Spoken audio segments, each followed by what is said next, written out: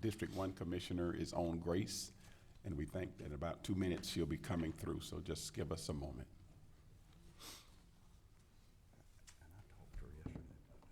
I scolded her. We'll all stand as you walk in. You want to do that? Yeah. There's a meeting on this Tuesday, October 13, 2015. We welcome each of you to our morning proceedings, and at this time we will stand for the invocation, which is to be led by the Reverend Ben Tippett, Freedom Worship Center, Palatka, followed by the Pledge of Allegiance led by the Honorable Walt Pelletier. I did not see Reverend Tippett in the room yet. Thought I did earlier. Next, Reverend Roberts, if you will come and just lead us in prayer, please. Reverend J. Roberts.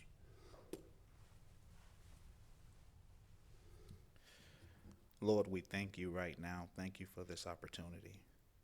Thank you for everything that you have done up until this point. Father God, we ask you to bless this meeting. Give us the knowledge, give us the understanding. And Lord, help us to walk out of here better people, better for our society, better for our communities. In your Son, Jesus Christ, we pray. Amen. Amen. Amen. Let's salute our great nation. I pledge allegiance to the flag of the United States of America and to the republic for which it stands, one nation, under God, indivisible, with liberty and justice for all.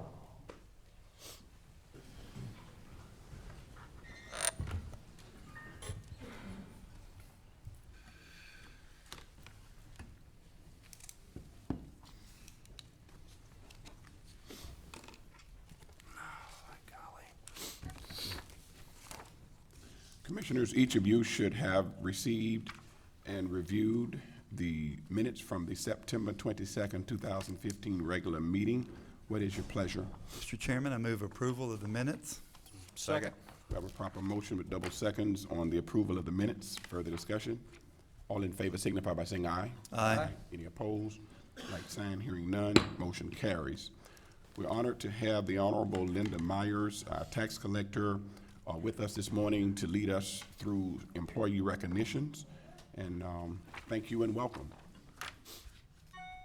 Good morning. Morning. Morning. Thank you very much for the opportunity to introduce to you and to Putnam County's listening or watching audience some really fabulous people that serve Putnam County through the tax collector's office.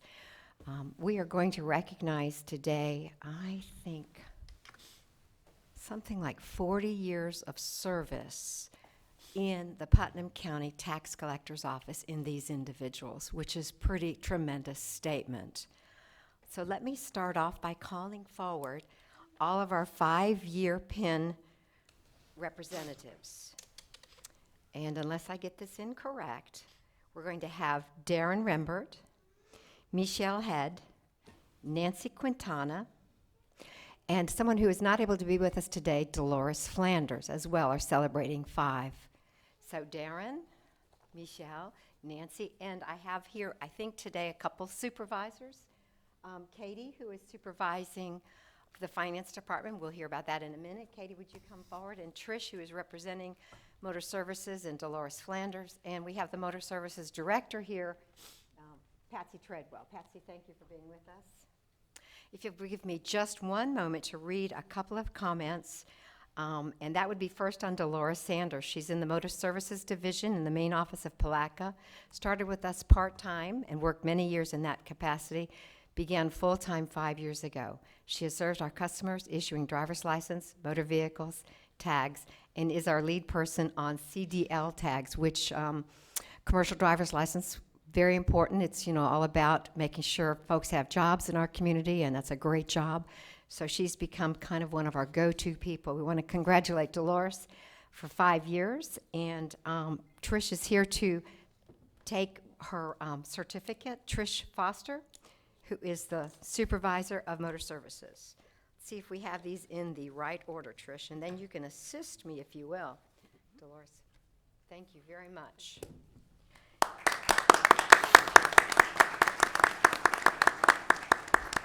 We're going to stick real quick with Motor Services, and that would be Darren Rembert is next. Let me tell you a little bit about Darren. He is one of our lead people in the Interlochen office. So I see Larry shaking his head, and Walton, probably you guys know our Interlochen staff. They're dedicated to that community. He serves our customers issuing driver's license, motor vehicle tags, and all of those types of licenses through the state, the hunting and fishing, etc. And starting in 2 weeks, we will be issuing birth certificates to Florida residents in the Interlochen office. So he's about to go through some training. Good deal. He has worked for a little over a year with DHSMV. When tags and driver's licenses were done at the state level in Gainesville, that's where Ken Mahaffey grabbed him from when we took on tags and licenses here in our community. He's retired Army, and we thank him for his service, and we congratulate Darren on his 5 years of service.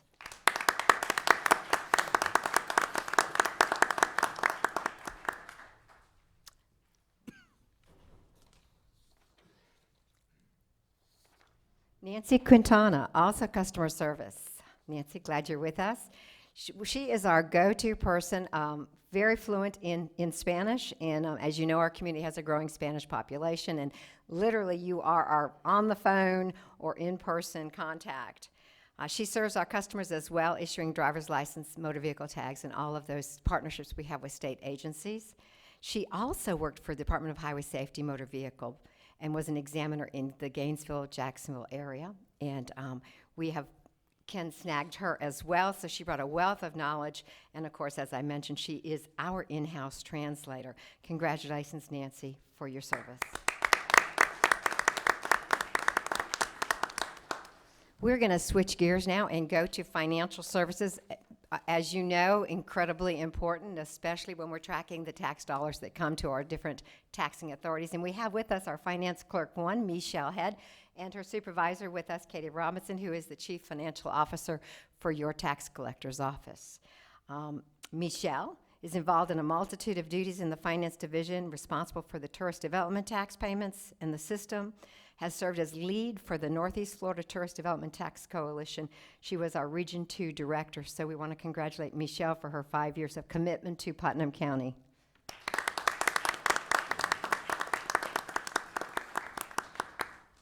And I certainly want to thank you for the opportunity to be here and recognize the folks that have been serving Putnam County. We're now going to, if you'll stay with us for a picture, we're now going to ask Kathy Crabtree to join us.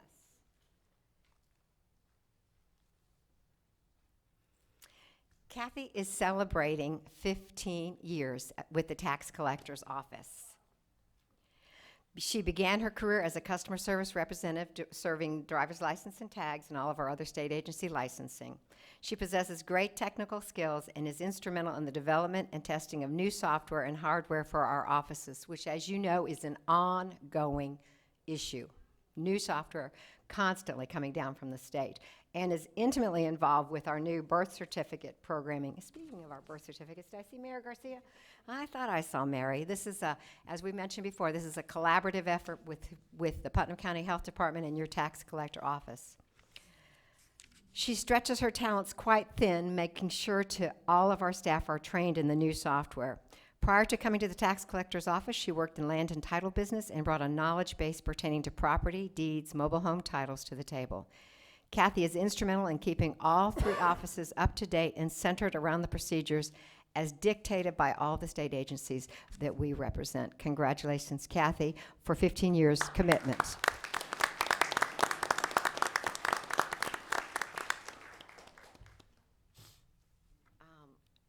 I'm not sure if we have any family members here representing our staff here. If we do, we surely like them to speak. Is there somebody here? Please stand. It's your mom. We're glad. We know you're as proud of her as we are, and we're glad you're with us. That's right. Thank you. With that, we have nothing else other than this many years. I didn't actually count it up, but it's 35 or 40 years at the tax collector's office, and we have more to celebrate at your next meeting. In the meantime, again, thank you for letting us be here to show this community the commitment of the dedicated workers who serve us in Putnam County. So Thank I you guess so- it's picture time. Yes. Thank you again, and on behalf of the Board of County Commissioners, thank you for your leadership, and thank each of you for your commitment and loyalty to Putnam County. Thank you again, and God bless.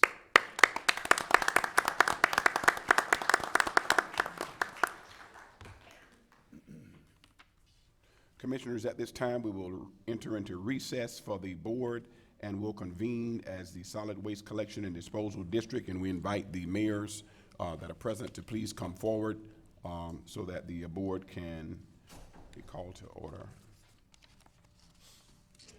I don't know if Mr. Lahart is here representing the mayor. I don't think he can. Mayor Lawson, yeah. No.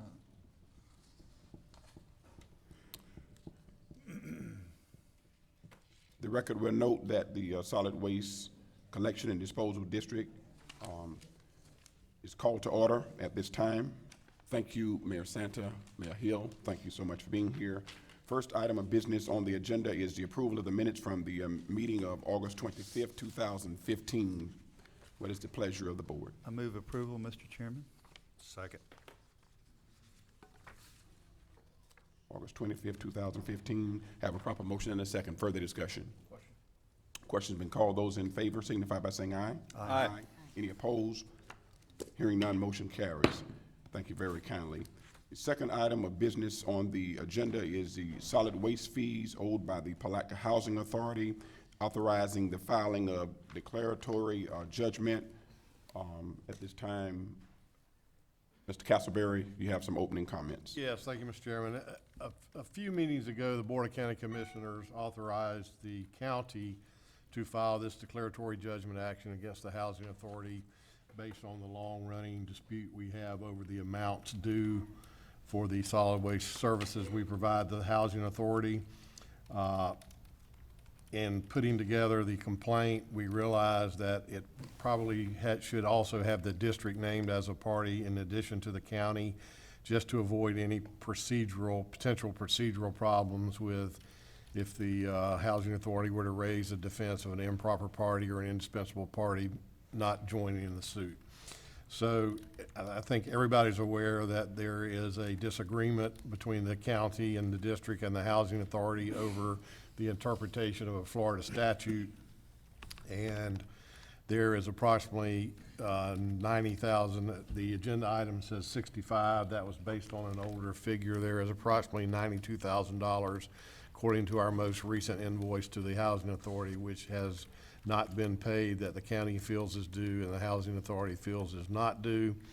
This is a declaratory judgment action over a very specific Florida statute that the parties have a very sharp disagreement over the interpretation of it. So we are asking the Solid Waste Collection and Disposal District for authority to join this declaratory judgment action, which we will file in the very near future. Thank you, Mr. Castleberry. Comments from the district? Mr. Chair, I think that this procedure needs to go forward for both parties that are interested here, that we have to resolve this, and Mr. Castleberry and legal counsel I think this is the only way to do it. Any further? No comment.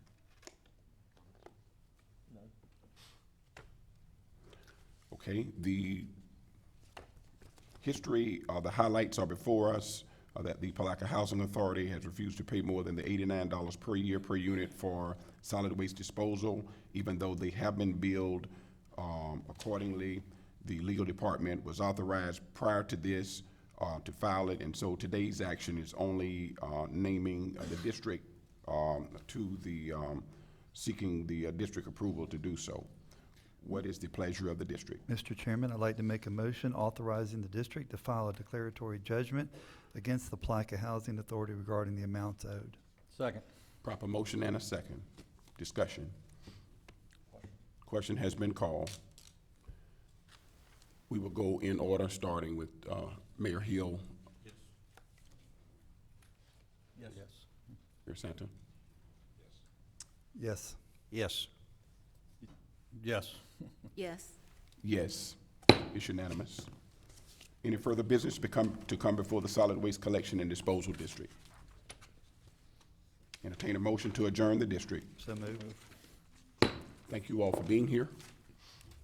This time we will reconvene the board. Item 5 on the agenda is Matt Pearson, Executive Director, and Janice Owen, Senior Services Director, Swanee River Economic Council. Welcome. Thank you, Mr. Chair, and to the board. We appreciate the invitation for allowing us to come down and speak about senior services briefly here in Putnam County. I'm Matt Pearson. I'm the Executive Director of the Swanee River Economic Council, and with me is Janice Owen. She's the Senior Services Director. For those who don't know, we've been the lead agency for senior services since the early 1990s, and have run a clean, quiet system since then. But I understand you guys have some questions about the services and the budgetary amounts that go per services, so we're going to talk a few minutes about that. I'm going to turn it over to Janice to give you a brief presentation, and we'll be here to answer questions if you have any. Thank you very kindly. Ms. Janice, if you'll speak closely to that mic so we can hear you. Good morning, Good morning. and thank you for the invite. You should have received a summary of the past year. I believe we provided that earlier for your information. And that funding is pretty much remaining steady. That was through 6/30 of 2015. And we're a little less, but funding changes every few months. We may end up getting some additional funding in the Older Americans Act. But let me just begin by saying that our mission is very simple. We target individuals in Putnam County that are 60 years of age and older. That is our primary target group, and our purpose is to enable those senior citizens to remain in their home to delay or prevent institutional placement. And our focus is very simple. We do in-home services, we do homemaking, personal care, and respite in the home. We have some staff who do that, but predominantly several of our programs we subcontract out to home health agencies to go into the homes.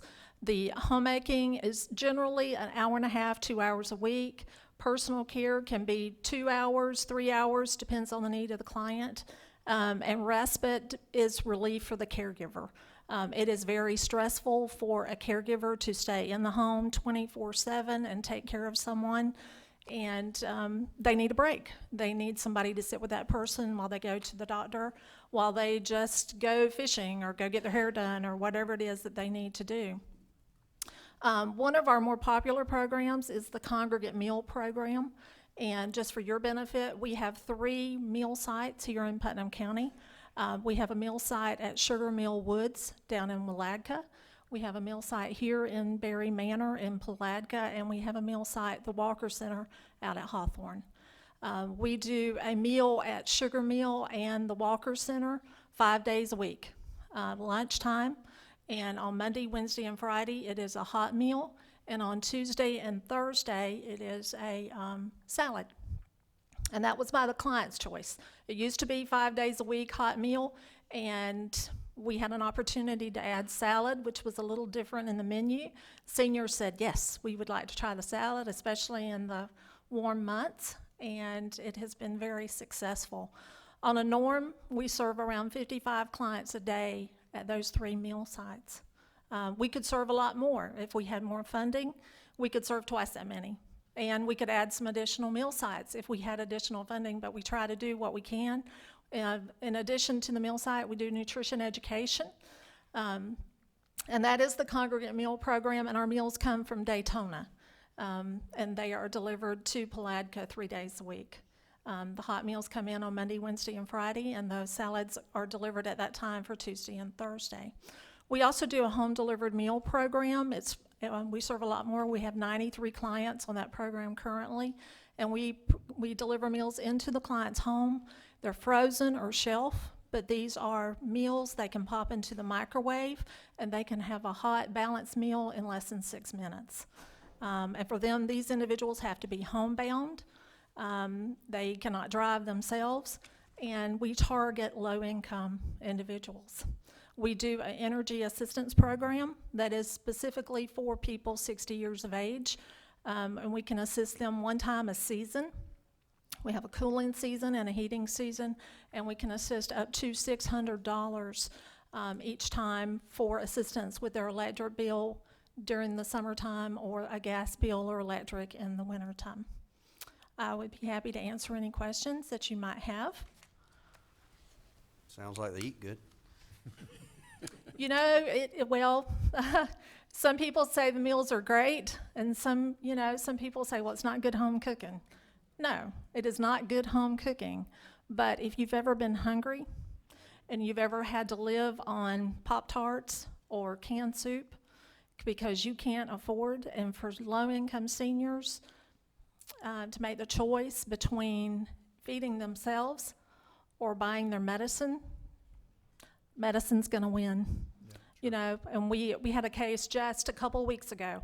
One of our case managers went into a home and they literally had 1 can of corn is all they had in their home. And that's sad, but that's reality. You have a lot of seniors in Putnam County, and we just touched just the top of the iceberg trying to serve those people. But if you know a senior who's in need, please let us know, and we will do what we can. Thank you for your time. Mr. Chair, if I could. Yes, sir. One question, speaking of those seniors, on your SREC funding distribution and your 60-plus population. I looked at the populations of each of the participating counties that you serve, and I just don't understand the percentage difference. We're by far the largest and double in most cases, and the funding doesn't equate to that. We do not determine the funding. That comes from Elder Options out of Gainesville, and that comes from the Department of Elder Affairs. That's a question for those folks? That is a question for those Elder folks. Options, huh? Yes, I mean, sir. it's quite different. It really is. Unfair almost. Yeah, you would need to talk to them about the equation that they use for distribution. Okay. We'll do that. Commissioner Harris. I have a few questions. We have tried to get a board member to serve on the Swanee River Economic Council and have been unable to. We've requested it and have been turned down. And at your last summary, I guess, I read it, and I guess you just have a few slots. Some counties get in every time, and some are alternated. Could you just explain that? I can. We have 24 board members, and 1/3 of those board members represent our Community Action Agency counties. We're a CSBG. Closer to the mic, please. I'm sorry. We're a CSBG, and those rules require us to have 1/3 of our board members represent the poor in the communities that we serve. 1/3 of our board members represent public entities, which are the county commissions that we serve, and then 1/3 represents just private entities or private companies that have a like mission to what we have with the Economic Council. I'm unaware of Putnam County seeking a spot on our board. I've only been the director for about a year, but I'd be happy to try to find a spot in the future if a spot becomes available and open. It may not be as a county representative, but it may be as a private representative that we might could find a spot for you on our board of directors. Okay, we would like to know more what's going on and be a part of it. Yes. And I think I appointed Lee Barron, and I think maybe it's been 6 or 7 years ago. We since had requested that Yvonne Parrish, our legislative liaison, be put on the board and have been turned down. And I was looking at that, and we don't feel like there's enough communication. Your reports are, we're glad that we get them. They're very difficult to understand. At one point, this is not when you have been the director, but we had called and had a meeting, and we asked for an explanation of the report and for a breakdown of different things, and they never responded. And the director did come and talk to us, but there was no response. So we're feeling left out. Sure.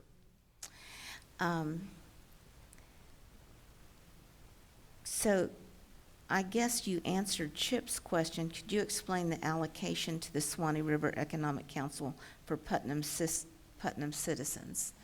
And you're saying that that is Elder Options that makes that decision. Do you know what they base it on? I'm going to assume it's a formula based on population, county size, a whole bunch of factors, but I don't know. Kristen Griffiths is the director of Elder Options in Gainesville, and I'm sure she could answer that question for you. Okay, her name is what, Crystal? Kristen Griffiths. Kristen. How do you spell the last name?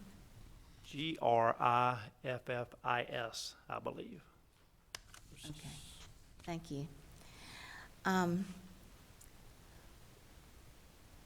As Chip said, we're the largest county, but we're not getting as much. Could I as add the one other- more point to that? Yeah. Would it be okay? Right now, the amount of allocation that you get is not really based on us. However, in some counties, the county commission also helps fund these programs. Right now, Putnam County gives $4,000. As the largest county, we don't get that much money from Putnam County from the board to help with these programs. Other counties, for example, Hamilton County, which is a small rural county, gives $50,000. So sometimes it just kind of goes both ways. We want to help out the citizens in Putnam County, and sometimes we need a little more help from the local providers. Well, let me ask you this. I think that you said that we are feeding, is it 93 clients? 93 clients have the meals delivered to their home. What is the cost for each client? The To have cost that per delivered. meal, it depends. I don't know the exact number off the top of my head, but I think it's somewhere probably around $5 or $6 per meal, just an estimate. Unit costs are hard to find in your numbers. They We have really to are. provide the unit cost to Elder Options, and they reimburse those costs to us. We put together a budget, and they reimburse us for those costs. So we have to buy the meal, and there's administrative costs, and also the cost for us to prepare the meal and deliver the meal. There's all those things come into factor, and that's how we're reimbursed for the costs that we have. So it's one, do you give them 3 meals a day or 1 meal a day? It varies. It varies depending on the need of the client. We have some clients who get 1 meal a day. We have some who get 2, and they can get up to 3 meals a day, depending on the need. When we go into the home, we try to find out what they themselves have. How much food do they have? Do they get food stamps? And also, do they have family and support? Do they have family? Do they have a caregiver that's living with them? Do they have a church family that also helps? Sometimes it's weekend meals. Sometimes people go ahead and bring in food to them on the weekends, and they're like, no, we don't need food on the weekend. We're okay. We just need 1 or 2 meals a day, Monday through Friday. So it really varies on the client. We do an individual assessment on each person, and so we build their care plan based on that need. So it really does vary. I need to say that I personally have called twice to get help for someone that really needed it. One case was the husband, they're both very elderly, had brain cancer and was unable to drive. The wife didn't drive, and she had dementia and could not cook. They used to go out to eat a lot. They were turned down. I don't think anyone ever did an assessment on them. I explained the situation, and they just said, we just don't have any more. Had a second one where the wife had just died, and the husband had dementia and could not cook, and he was turned down. And so I think these are pretty serious situations, and I don't understand how they can be turned down so quickly and not look into it. Do you evaluate what the situation is? Like, can the people get out and work or not? Or is it a bad situation like I just described? Yes, ma'am. Look at that. Regrettably, currently, we have a waiting list probably of over 100 people for home-delivered meals in Putnam County, and that's people who have been assessed. I do apologize for the staff, and if someone would have called me and let me know a referral is made, a lot of times I will follow up with that. It is hard. Sometimes we get phone calls of people who need things, and we refer them to Elder Options if it's for the Community Care for the Elderly program or the Alzheimer's Disease Initiative program. Those referrals go on to Elder Options, and they maintain that waiting list. So it's a little complicated. I would be happy to meet with any of you anytime and us talk about the details of the program. But if I'm aware of a senior that has a need, that needs to be assessed, I direct the staff to go see them and do a home visit, not just a telephone. No one told me that. I did not know what to do, and I didn't have a good response from the director before just about explaining the program. So I do my experience apologize. has not been good, We're a very needy county. We have lots of people. I know that we give 4,000 a year. We also don't have a lot of money. I don't know how that other county does 50. It's Well, amazing.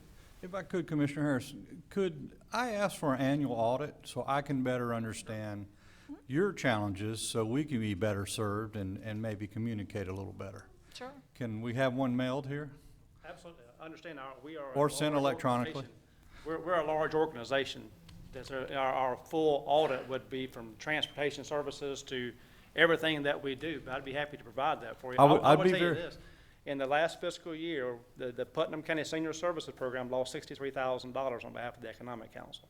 So our other agencies and other counties and other programs funded the senior services for Putnam County for $63,000. That was our loss.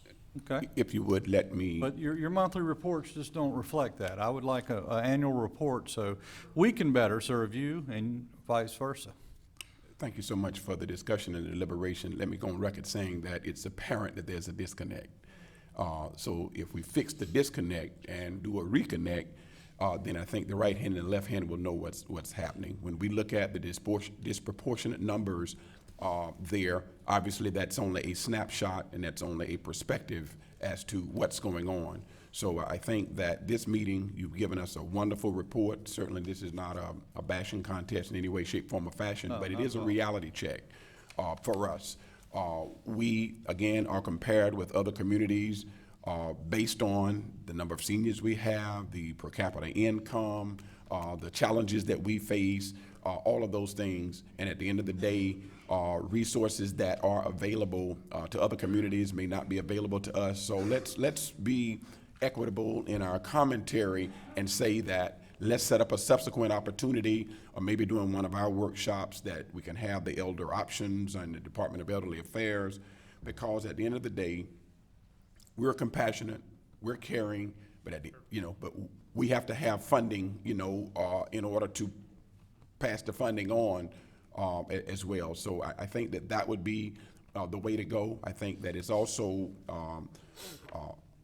a point to be made in how many different entities that are out there that are duplicating services in the community, and maybe we can make the dollar go further when we have an understanding as to whether we actually have healthy competition going on, or whether we actually have agreements that says, you know what, you specialize in this, we'll specialize in that, so that we can maximize the services to our seniors. That's something, again, that you would not necessarily be able to do, but if the connect happens, then this commission, who is concerned about the comprehensive needs of our seniors, would be able to be at least a facilitator. But if we're not at the table, that makes it very difficult for us to know what to do and how to do it. Yes, ma'am.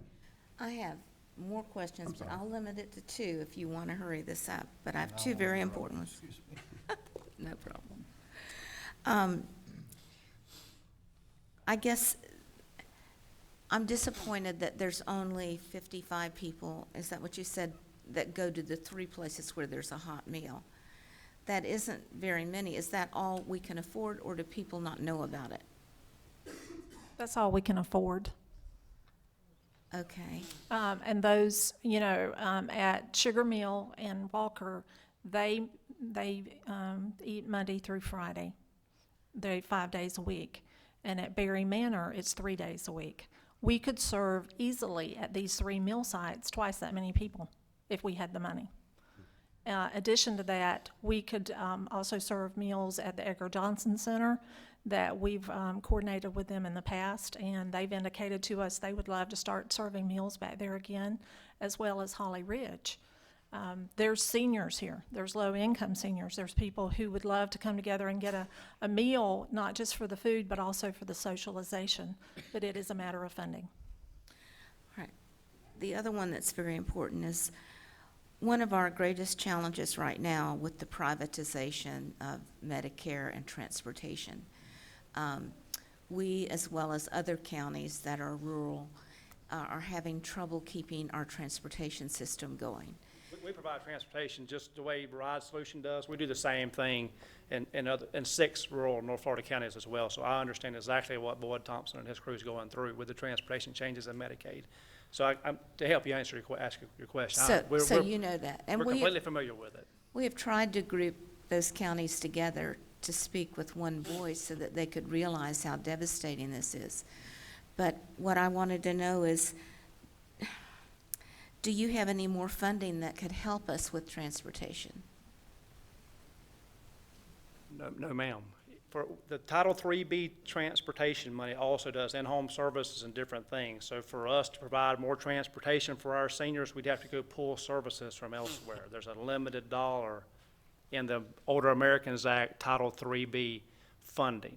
That's what pays for Title III-B transportation here in Putnam County or Bradford County or Union County or any other county we serve. So for us to take and put more money in transportation, we'd have to cancel services elsewhere. I think that in your budget that you have a certain set amount for transportation for Putnam County, but you have to allow the trips or allocate them. I guess you understand that probably better than I do. But you don't ever give us even the amount that's in the budget to pick up and transport.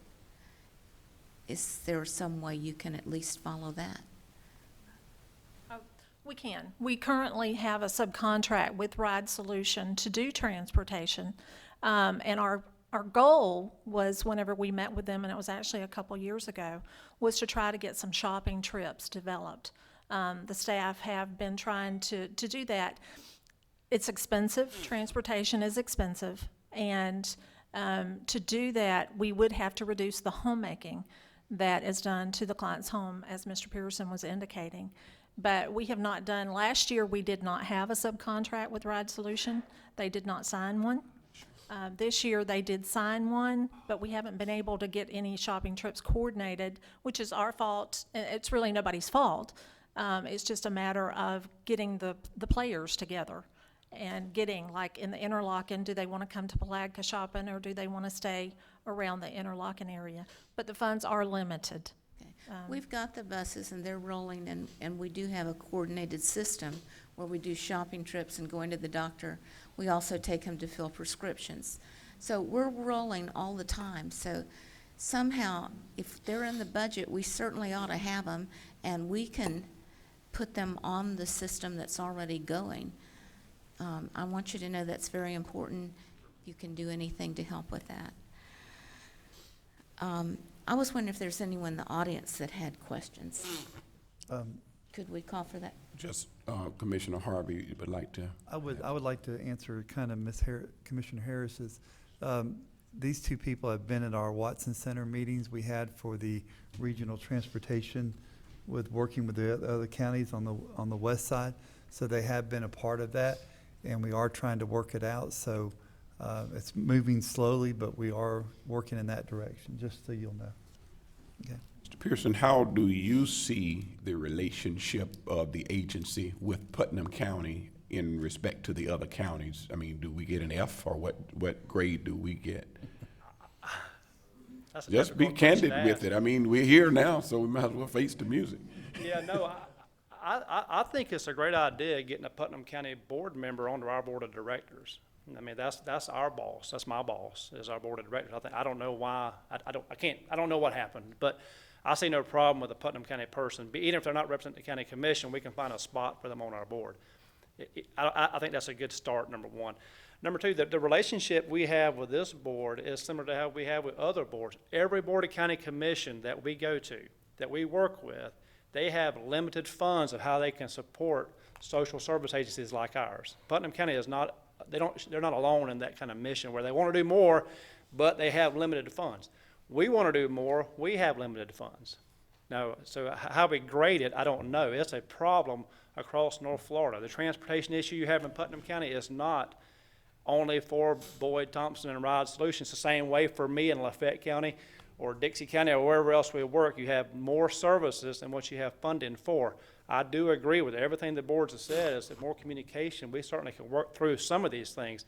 But to have the idea that we're going to come out of this 6 months from now saying everything's just perfect, everybody's going to be served, that's going to be a difficult challenge. I do think that us working together can provide a lot better services than what's going on right now, and it's certainly more communication.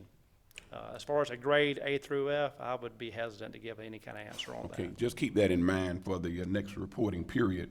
I guess then my next question would be listening at the dialogue that is happening. Either we are cooperating or we are competing. And I guess, the question is, are the partners with your agency looked on as being competitors, the potential partners, or are they looked on as being, partners or competitors? So at the end of the day, Putnam County gets the short end on a lot of different areas because we have people that are competing rather than partnering. I don't see a competition going on. I think we all have a similar goal to help those in need, whatever their level are, whether seniors or not So seniors. do you agree that when we duplicate the same basic service, that's a waste? I think on the federal, anything you do, there's duplications of services. So yes, sir, Let's there's keep it no way you local. can argue against that. However, but yeah, I do think there's some duplication of services that we have. I don't know specifically of some, but I can't imagine why there would not be. I think all in all, the services provided here are pretty good with the amount of funding that we have. I understand there's some questions of why Putnam County feels like they're getting short in the stick based on what Elder Option says. We can't control that. That being said, for the money we get, we think we run a pretty good program for you guys. But if there's some arguments against it, that's fine with us too. And we're not saying we are the perfect at everything. And if there's other ways to run it better, or if the county wanted to step in and run it, there would be no arguments from our board and our agency. If the services are not provided to you guys' standards, to the level you want, there's no hard feelings. Just, hey, you know what, Matt? We got some guys here that we think can do it better, and then we would happily say, you know what, good luck, and no hard feelings at all. We think we're doing a pretty good job. If the board thinks otherwise, that's Well, okay. It's not a matter of what the board think. If the board is left to fill in the blanks, then that does create, some issues. And so let's deal with the information exchange and let's deal with the communication deficits there. And then I think the assessment can be more accurately presented there. And I think that's important for that to happen. I don't want this, again, to take on any adverse position. I want you to leave here with, with a positive action for the next step to say, you know what, there is a disconnect. And let the me only way give to you fix a for- disconnect is to do a As soon as one of reconnect. your people get on our board, we'll start getting into the details of our budget. And my job, number one, is somehow eliminate a $63,000 deficit we had last year. Yes, sir. That's got to happen immediately. We're a small agency. Yes, sir. That cannot continue year after year after year, and it's happened year after year after year. I stepped in as a director. Immediately, we started making some changes how to get our budget under control. Or my agency won't even be here. Someone else will be behind this podium. Yes, So sir. we have to provide as much services as we can through cooperation with other groups within our budget, and that's what we try to do in as clean as possible. So. Commissioner Harris. I agree, we need the communication, and actually, we need a liaison with Putnam County to coordinate. We have other groups that do things, and maybe if we're connected, we could work with, we have a lot of churches and a lot of organizations, and if we were connected and providing the same services, we could make that work better, so.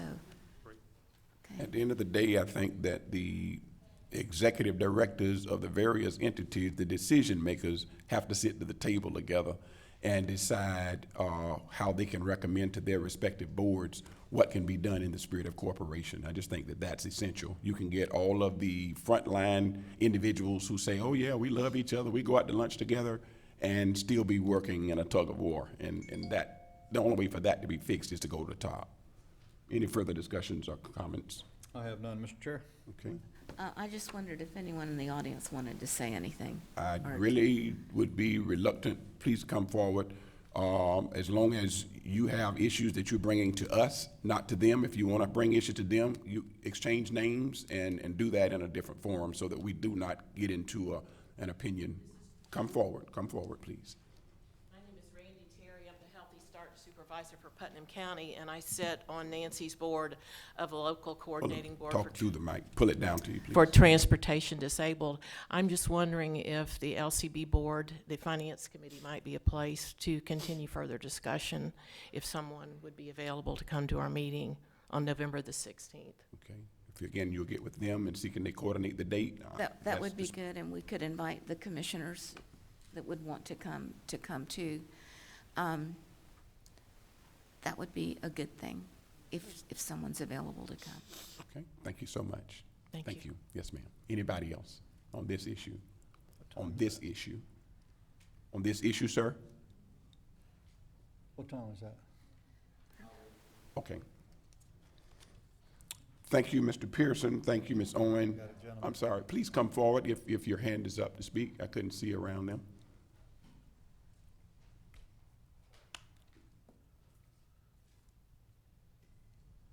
Good morning.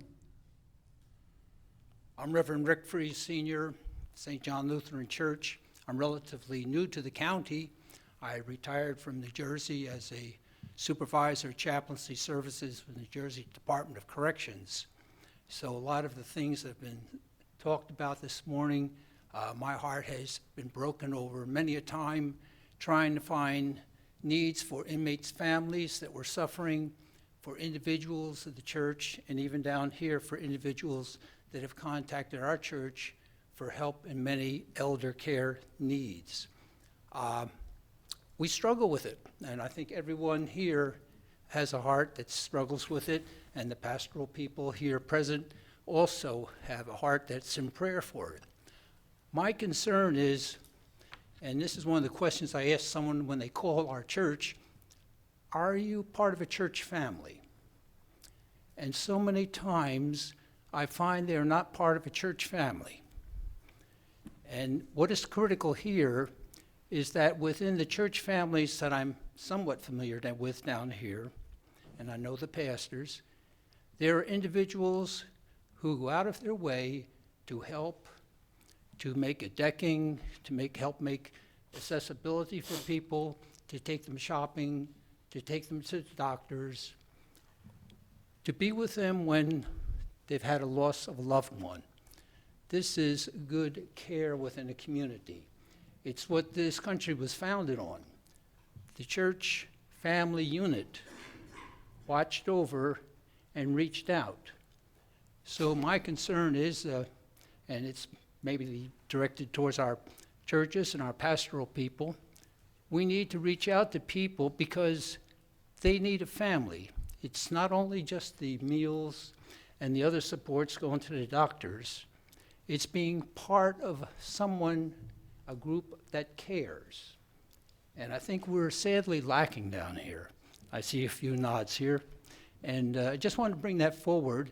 And I'm retired or semi-retired now, but if there's any way that I can be of an assist, a friend of the commissioners, I certainly would.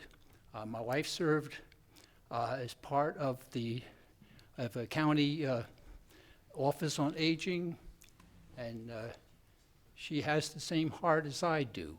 We try to go out of our ways we can for the people in our church. We serve an elderly church, and I think we need to establish that again in our country. They can say a lot of things about what someone's faith may or may not be, but the truth is we care for one another, and the Lord said, just be there for someone else. So I hope we just lift our hearts up with that attitude in whatever we do. And I thank everybody for the information that was disseminated this morning. I found it very encouraging. And again, I am available. All you have to do is call me. Okay. Thank you, Pastor. so much. Thank you for your comments. Would you make sure that our secretary has your name and number? Because we're certainly going to call you. Amen. Carl? I'm sorry.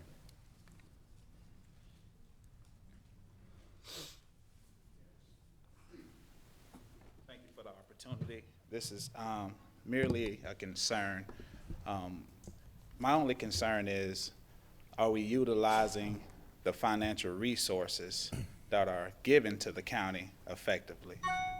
And I heard you talk about duplicating services. We're one of the sister agencies that does a lot of the same thing with helping with utility assistance and different things like that.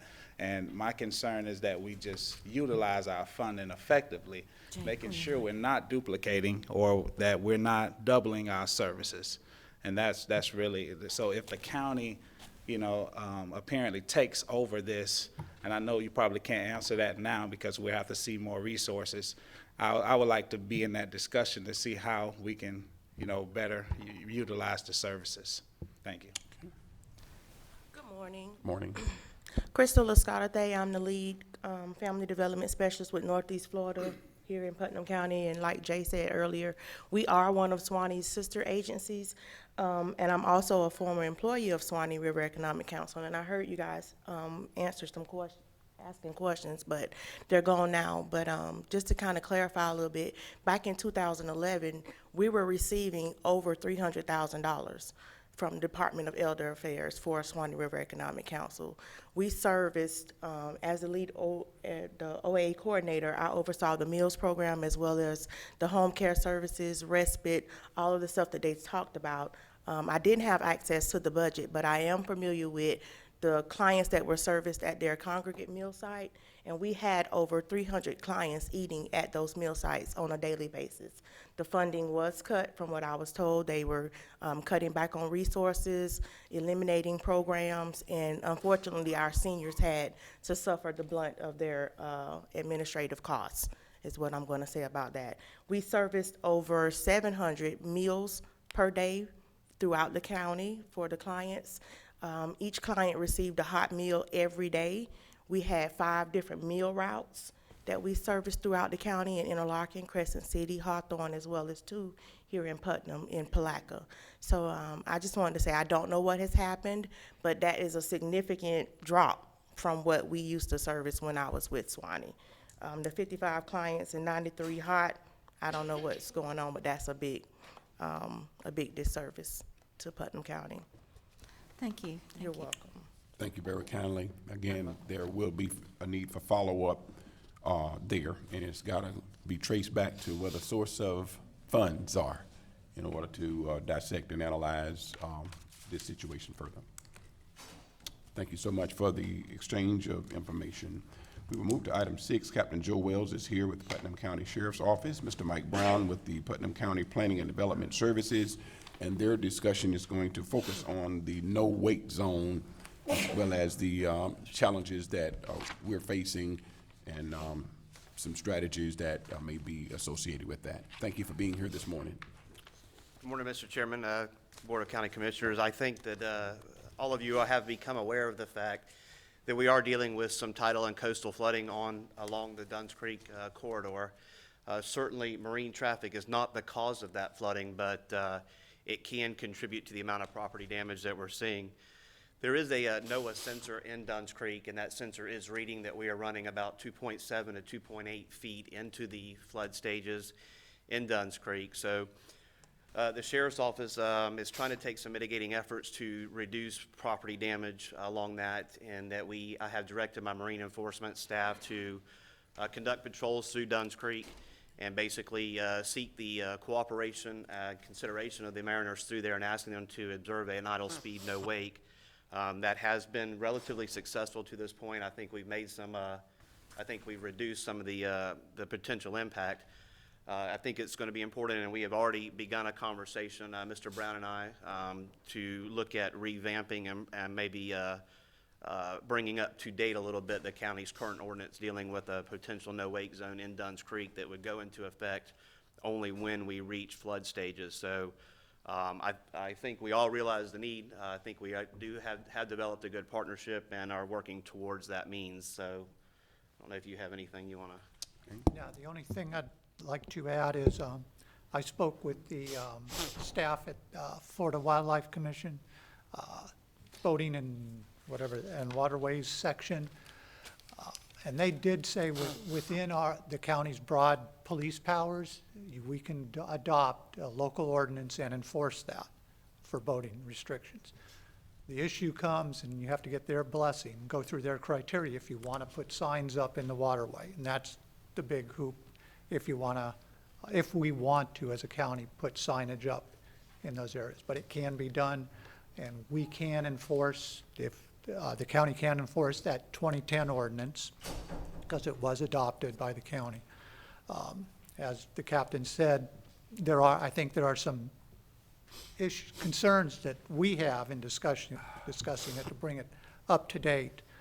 That was developed before there was even an official flood stage designated for Dunn's Creek, because that official flood stage wasn't designated till December of 2012. But we still have an ordinance that has referenced that gauge, and has an elevation in there, so it can be enforced. Can I ask a question? Commissioner Harris? Ed Taylor and I spearheaded the passing of that ordinance that we had, and we did run into trouble. And I think it could have been the signs, but also the enforcement of it. Who did you say could enforce? It's a local ordinance. The locals get to enforce it. So our sheriff's department, Yeah, well, with yeah. one boat, right? Or do you have more now? Well, we operate 2 boats, but again, they don't operate on a full-time basis. However, when the need arises, such as it has now, I've had boats in Dunn's Creek 7 days a week to try to mitigate this. So we could definitely step up the enforcement action. I'm also under the understanding, and I will need to confirm this, that if we have the ability to write into county ordinances giving other people the authority to enforce our ordinance, and the Fish and Wildlife Commission, I have begun to speak with them about that as well. I just think, and like we discussed, because Dunn's Creek became a designated flood zone in 2012, there's been some sensors installed that we can read 24 hours a day, 7 days a week, just by logging on to those sensors computer systems and to the websites. And we can easily monitor this and very easily put the no-wake zone into effect, and then remove the no-wake zone once we remain below the flood stages for 48 continuous hours. And then we will, like you said, just need to look at some signage. But yes, ma'am, the sheriff's office would be happy to enforce this. We have to keep in mind that based on the history that I can see, this is only an issue we deal with about once every 3 or so years. So certainly for a few weeks, it would place an extra burden of responsibility on the sheriff's office. But in a broad scheme of things, I think it's certainly within our capabilities to enforce it for the time periods that it traditionally lasts, yes. Okay, I also want to add, it's not just Dunn's Creek. Sportsman's Harbor is a real problem. When we passed the last one, I visited, I think it was the Schatzman's home, and was invited in their living room, which was already ankle deep in water, and a boat came by and waves were in their living room. So not just Dunn's Creek, but some of the other residential areas that are around there. Yes, ma'am. I believe that Sportsman Harbor is one of the lowest lying areas in the county. I've had some discussion with Ryan Simpson at Department of Emergency Management, and that is one that he is very familiar with. I haven't personally done any research or had any involvement with Sportsman Harbor, but I say that while we're at it, probably need to look at possibly tackling both of those. The only thing I'm not sure on Sportsman Harbor would be the exact measurement criteria. I can tell you that in Dunn's Creek, the NOAA sensor is in place, and it will automatically tell us when we are approaching flood levels and when we've dropped back below them. So we'll have to consider the measurement criteria for Sportsman Harbor, but it's not something that can't be done, for sure. Thank you. Mr. Harvey? Just add to that, if I can, sorry, is that the only other gauge measuring water level for the St. John's is at Buffalo Bluff. The next one is in Astor. So we would have to base it on the Buffalo Bluff gauge, but it could be done, yeah. Good, thank you. Thank you, Mr. Chairman. That's, last Monday when I spoke to Sheriff Hardy, Sportsman's Harbor was one of his concerns, and also the Willaca area was getting pretty much flooded out down there. And we're probably gonna hear about that today too. But just to let you know that, and Commissioner Harris, that he was concerned about that, but we would need other resources in there to handle the flood stage and all that. So I appreciate your efforts on that, very much so. Mr. Lible? Mike and Joe, have y'all discussed what kind of signage or potentially buoys much as the federal boating regs, you know, they have a nationally recognized buoy for no wake zones, and maybe they would be good in Sportsman's Harbor. And again, when you're short on manpower or whatever, or coming or going at the end of one of these episodes, we could put those buoys out. Not. I thought we had gotten signs last time, but. I think there's a couple issues that come up there. One, I think that the buoys and/or signs, whichever you choose, and there are both options, will accomplish two things. One, it'll give us the enforcement ability should it become necessary, but I really believe that it will serve the second purpose of we will gain voluntary compliance. I think that your two options that exist, once we have those vetted through the Fish and Wildlife Commission, are buoys that could be sunk by our marine unit when we do approach action stages in a flood. There are some legal requirements on what the signage has to say. It will have to list the Putnam County ordinance number and things along those lines. And then the other option is, and perhaps the more expensive or in-depth option would be to sink permanent signs into Dunn's Creek that are reversible. So our marine units could leave those signs on the side that says normal safe operation when we're not in flood stages, or we could simply put a boat in the water and flip those signs, and then it would say flood stages, idle speed, no wake per Putnam County ordinance, list the ordinance number, and go from there. So I think there's a couple options there. Both of those options are recognized by the Fish and Wildlife Conservation Commission as viable signage options. But I think that once everybody's happy with the ordinance, whether we leave it the way it stands now or we put some adjustments in it, and then we'll send that along with a proposal for our sign options to Fish and Wildlife Conservation Commission, and they will work with us on it. Okay, if you all would Good just. job. Yeah. Yes, excellent. Thank you. Stay close. We have a couple of speakers that are coming. Ms. Linda Woodham is first, and then Ms. Janet Smith. Sir. All right. Good morning.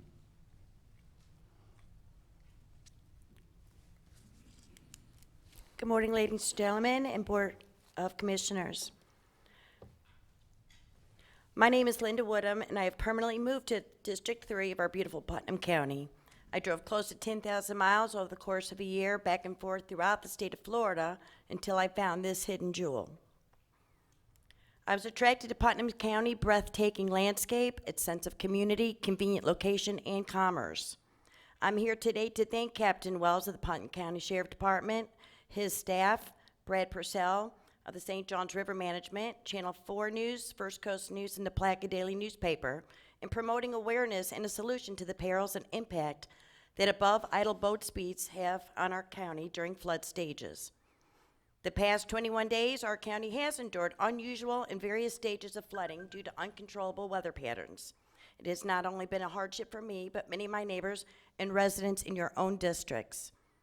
Living on or near the water is a way of life for many residents in Putnam County, and it has its challenges.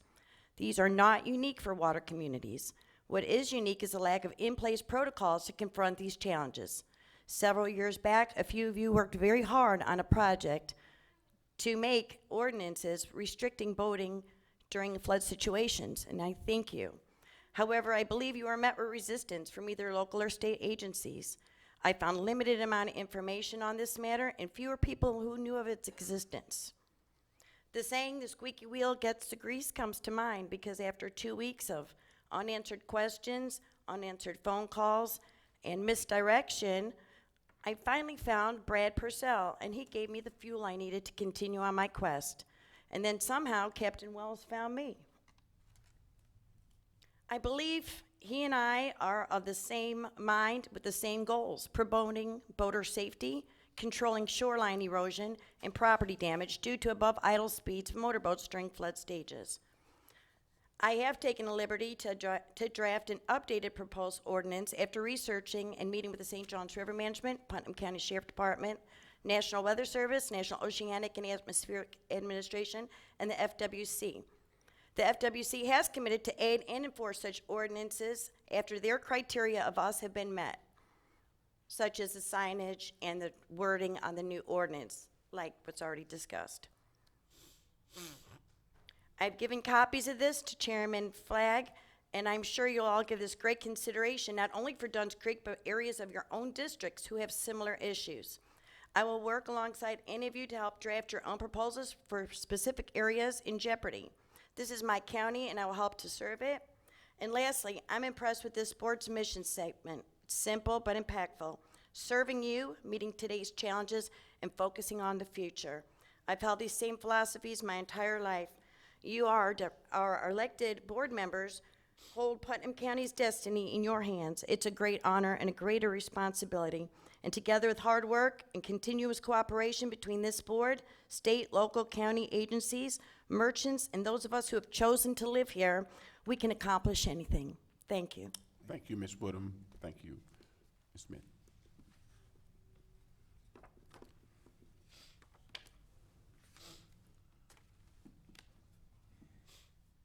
First off, I appreciate you guys putting this on the agenda. I personally do not live on the river, but there are some neighbors of mine that have doctor's appointments this morning and they're working. So I have some information to share with you that is part of defining the problem, which needs to be done in order to fix the problem. I also have some additional suggestions of what we can do as a community to help fix this problem. So, bear with me for just a minute. We have a technology interesting thing going on here. I have a Mac computer and your computer apparently will not read a PDF or a JPEG file, which I don't know why that is, but it is.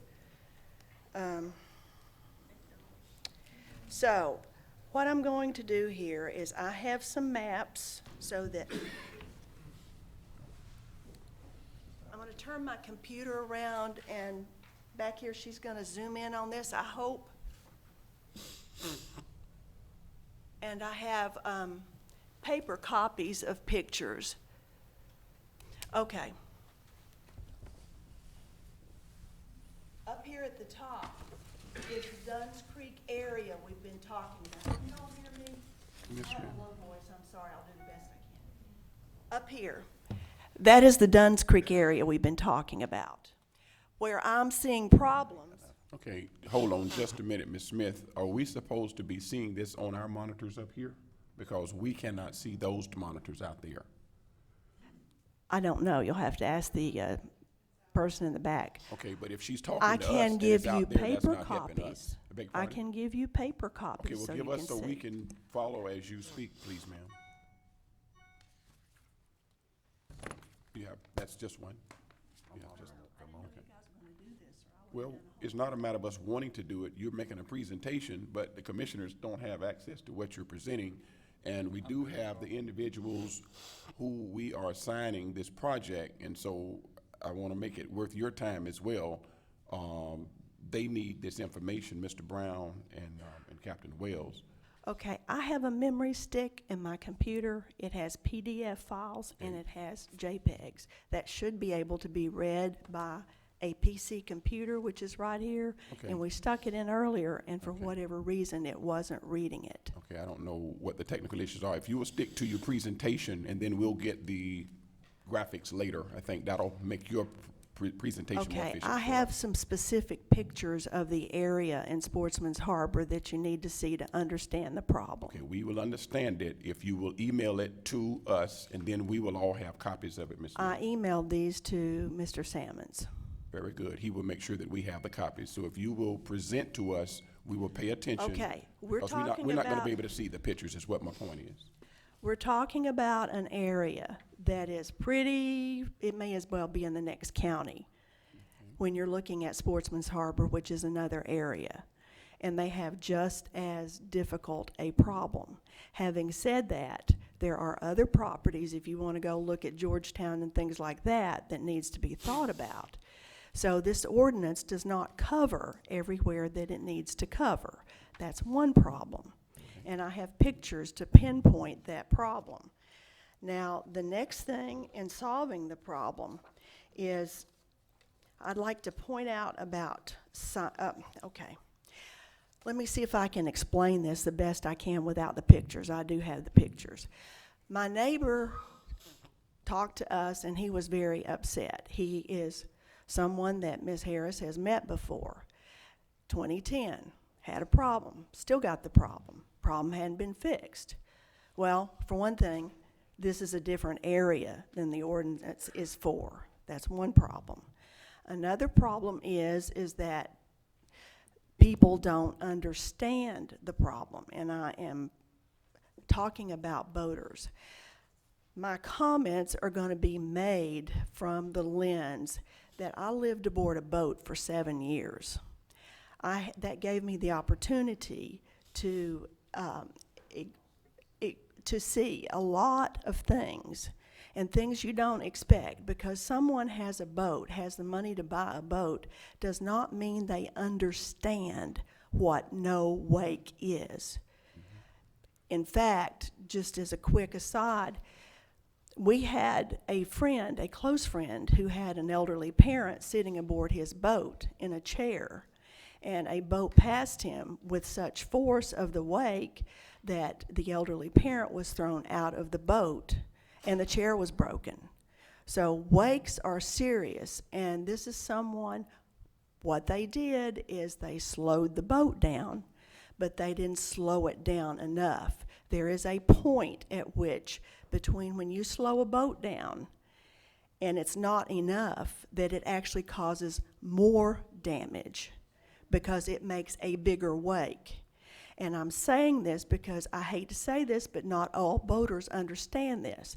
This is important for you guys because of the kind of signage that you put up, and also the public education that needs to happen. And I have some specific suggestions as far as that goes. Signage. They don't understand no wake. And there are some options such as idle speed, no wake. We have a lot of regulatory zones in Florida, and they say no wake, minimum wake. And people really don't understand what that is. And besides that, I hate to say this, but it's true. No wake zones have been abused in Florida. Manatee zones being one example, in which if you look at the real expensive property, you're going to see no wake manatees. So we don't want to write something in Putnam County that's not correct, that only needs to be used during the flood conditions, if you understand what I'm saying. Let's don't, keep people from wanting to boat in Putnam County because we've made it so onerous. Let's take care of the problem, but not make it onerous. For instance, idle wake, no wake zone means that vessels must be operated at a speed no greater than that which is necessary to maintain steerage headway. The vessel should not produce a wake at this speed. Now that is different from a different sign that says slow speed minimum wake, which is defined as, and this is by FWC, by the way, areas where vessels must be fully off plane and completely settled in the water. Any wake created by a vessel in one of these zones must be minimal, very small. If your vessel is traveling with the bow even slightly elevated while in one of these zones, it is not proceeding at slow speed as required by law. So the next thing is, we got to get the proper signage. And the next thing is we've got to get people. Excuse me for interrupting you, Ms. Smith. This is the exact information that I want you to share with the two speakers who came up. We will workshop it. They're trying to get what we would call an interim solution so that we can, rectify the existing conditions, but we do want to take into consideration all of the details that you are providing us, but the commission will get that in a packet from them. And so if you will share that with them, then that will keep us in the order in which we can to make sure that all of your concerns are addressed. So if you will summarize, then we can proceed.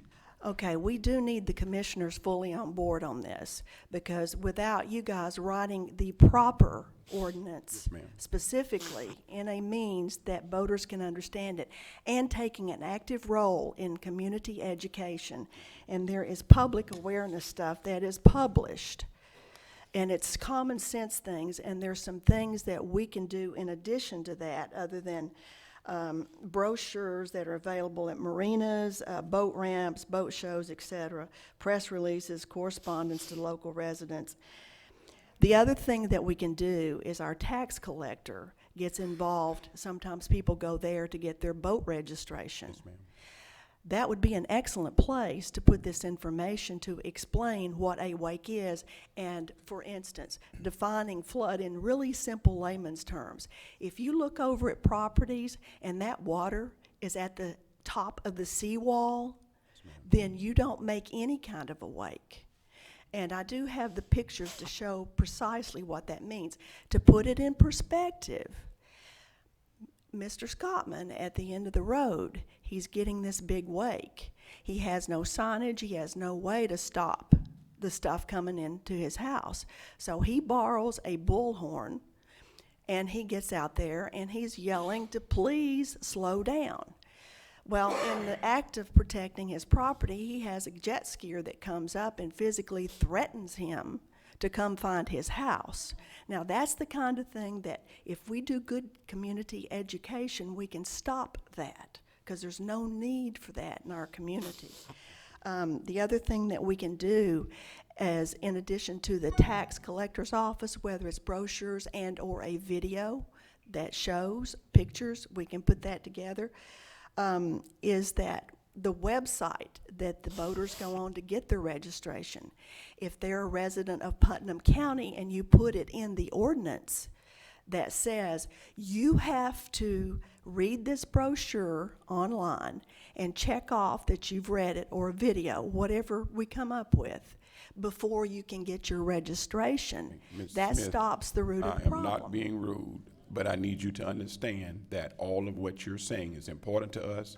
This commission is committed to this. That's why we have two of our very best representatives in both planning and development, as well as the sheriff's office. And this is a priority for us to get resolved.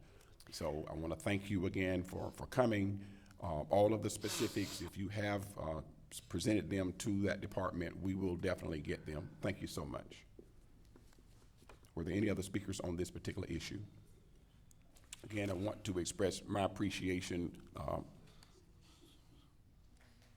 this issue, sir. Come.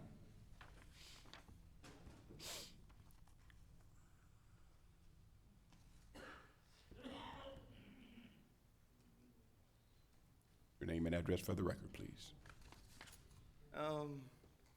My name is Tyrone Brown. I'm originally from Crescent City, Florida.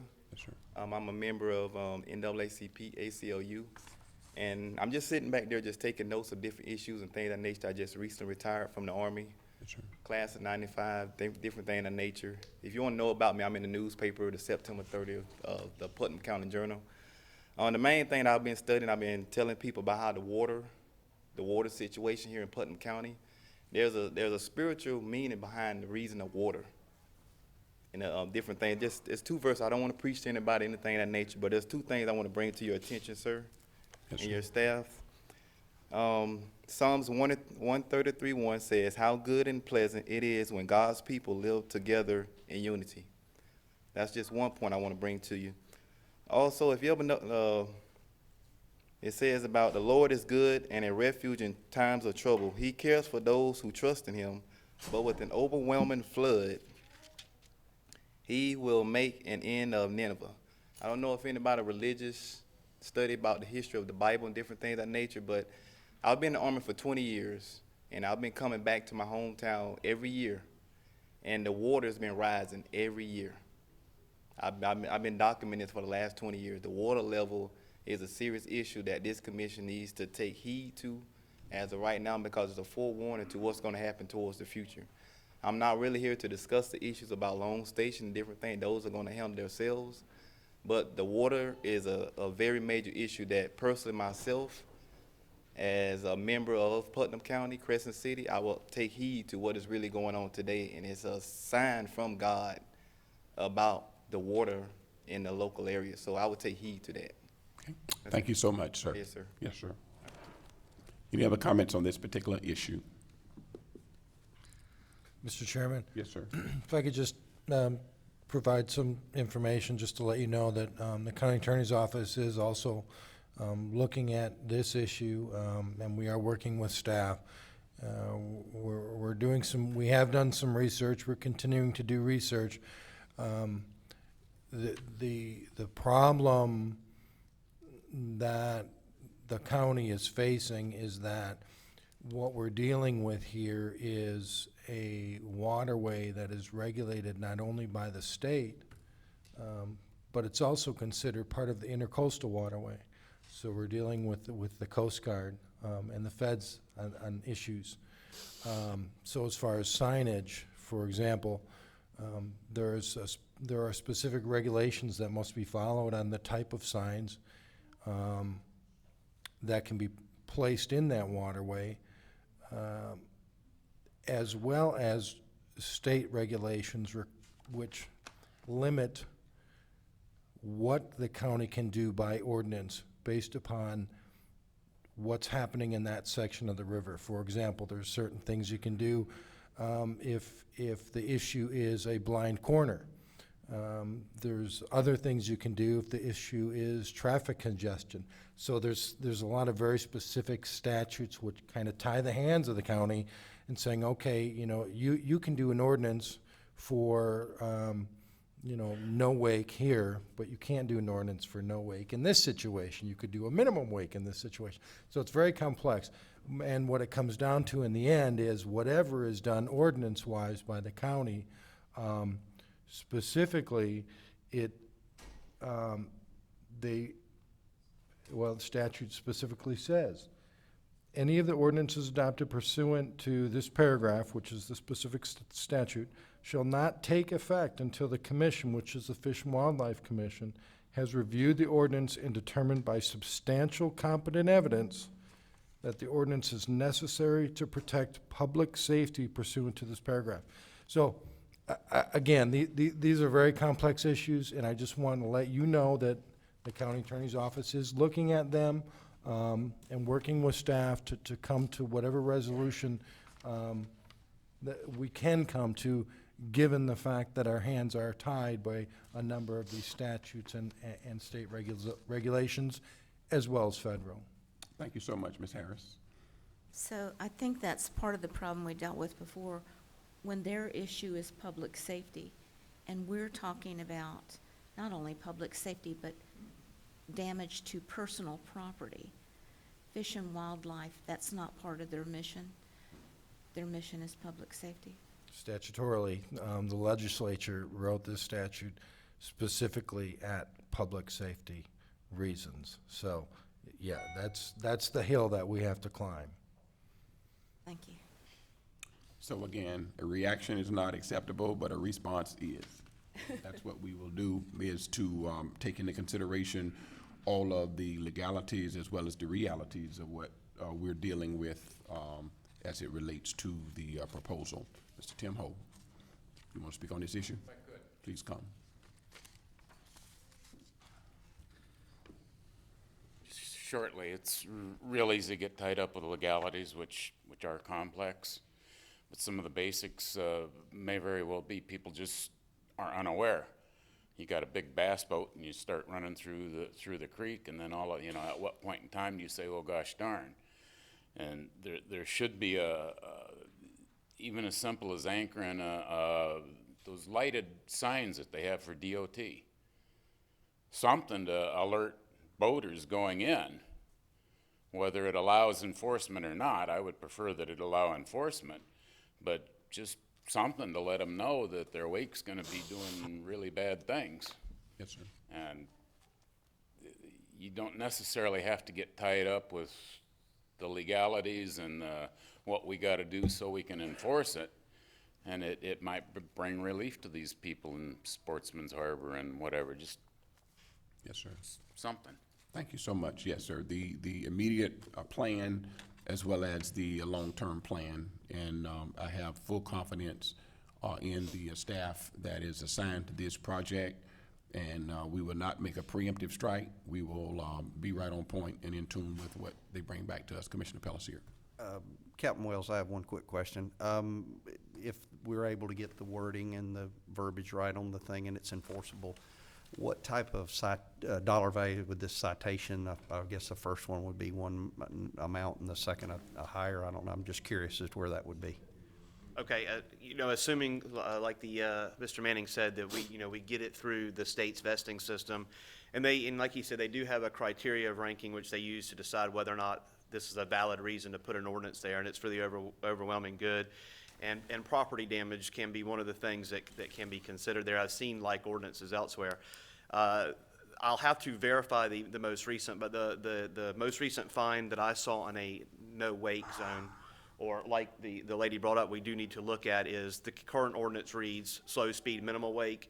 It in my opinion, should read idle speed, no wake.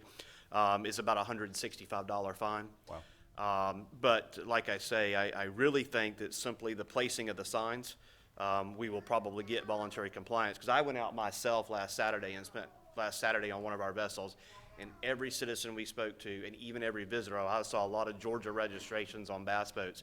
As soon as we explained to them and showed on these properties, idle speed, there was no problem at all. So I think that it is obviously our goal to educate and seek voluntary compliance before we ever consider finding anybody on this. I think one last important note, and then I'll leave this issue to you guys, is we are certainly not advocating for a no-wake zone anywhere in Putnam County except for when we do have the risk of property damage. There is already Florida statute on the books that says every boater is responsible for their wake. So if there's an issue with outside of flood concerns, that we have boats that are traveling too close to shore, rocking other boats, causing wake problems, we can already deal with that with current statute in place. No need for any additional county ordinances. And I just think we need to deal with individual flood zones under their own county ordinance, and we can certainly do that. It is a set of hurdles and some work we'll have to do, but I think we've already started paving the way with Fish and Wildlife Conservation Commission. They've given us some guidance. They have a whole office in Tallahassee that does nothing but this, and that's liaison to county governments for this type of ordinance. And while it may take some time, I think we can get there. Thank you, sir. Thank you. Any further discussion on this item? Let's take a 5-minute recess, and we'll be back in session.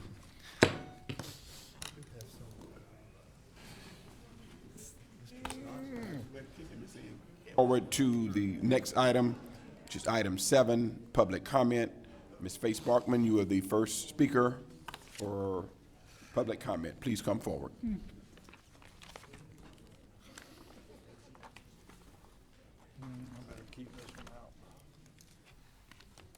Good morning. Good morning. I have 2 really great things today. Tonight at 5:30 in this room, our Representative Van Zant will be here, and our brand-new Senator, Travis Hudson, so I can't wait to meet him, so I hope all of you will be there. The next thing is I want to give Station 4 and Station 17, our fire department, is one of the greatest hellos, and thank you for a job well done. It seems that a week or so ago there was a big fire on the Alachua County Hawthorne line. Alachua County actually owns the Hawthorne Station. So they were there, Station 4 was there, Station Melrose was there, 17 went. So I went to a meeting Monday night and I asked, because there was a rumor going around that Station 4 wasn't there. Chief Gary Warren was there with our truck. While he was there, we had another fire in Interlochen, which our assistant fire chief took more volunteers and went and saved that structure. But the structure on the Hawthorne-Alachua County line, they couldn't save. One of the Alachua County firefighters got hurt at that scene. So I just want to thank all of our people in our area for the good job that they do. And I'm very proud of them. I'm glad we have them. And please leave them alone. Just do what they need. The other thing is, I'd like to have an update on County Road 315. It seems that it's tentatively somewhere, but people don't understand. That's our main artery in the west end of the county. And it holds a lot of people, sometimes more cars and trucks than on Highway 20. And the email said that we're somewhere maybe next year at this time, but there's more roads more important. I'm sorry, 315 is an important road too. So maybe you guys could check that out. Thank you. Okay. Thank you so much, Ms. Sparkman. We do again reiterate the legislative delegation meeting this afternoon at 5:30, and we support and always trying to find ways to fund our professionals who are in fire service. So thank you for those observations. Any other public comments? Please come forward. State your name and address for the record. We ask that if you are willing Please fill out a comment card so that if we need to follow up on any of your comments, we will know how to contact you, but it is an option. Thank you. Good morning. Good morning, Commissioner, staff. My name is Tyrone Brown from Crescent City. Address, please. Address is 140 3rd Street, Crescent City, Florida. Thank you. 32112. Any other information? That's good. Okay. The two things that I want to bring to the commissioner and his staff is the area, they call it Long Station, the outer skirts of Crescent City, Florida. The one question I have for you all is, why is that area getting neglected? You know, I hear a lot of money coming into the community, and I'm just trying to figure out what is going on. Why is that area getting neglected? I have my assumptions, but I don't want to believe those assumptions. I just want to get a full understanding of why that area is getting neglected.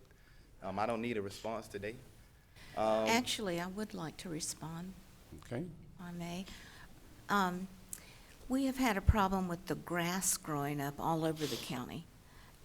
It's not It's just more than just grass, ma'am. your area. Yeah. And are you talking about the trees? No, it's more than that, ma'am. What are you referring to? We can't. Let him Don't finish worry, his that's presentation. just something to think about. That's just something I want to bring to you all's attention, because what was brought to my attention is no one from that area comes to these meetings, so nobody knows anything about it. So those are some things that I want you all to think about. I'm not here to discuss anything. I'm just here to bring those to the attention of the commissioners and their staff. The second point I want to bring is why are you all allowing Judge Patty Christensen to sentence innocent black men and women, sending them to prison, taking them away from their wife and kids? That is your judge. That is your judge. That's the judge that you all elected. I've voted every year since I've been in the Army. Even though I'm not here, I voted in every election, everything. I gave you all 20 years to fix this problem. Why are black men like Kelly William Anderson III, my brother, sitting in prison for something he didn't do? Why is his friend, Richard Harris, sitting in prison right now for something that he didn't do, and he came from your county, Putnam County? Yes, Kelly William Anderson is my brother. We have the same mother, different fathers. Surprise, I'm here. And also, Jeff Hardy. Why is he allowing all of this against our young black men and women in this Putnam County that I grew up in to happen? There's no reason he does not know what is going on in his county. No way. There is no way possible. I could have been one of those black men or young women in prison right now, but I had a different choice. You know why? Because God protected me. My whole life, 38 years. I lived in Putnam County for 38 years of my whole life.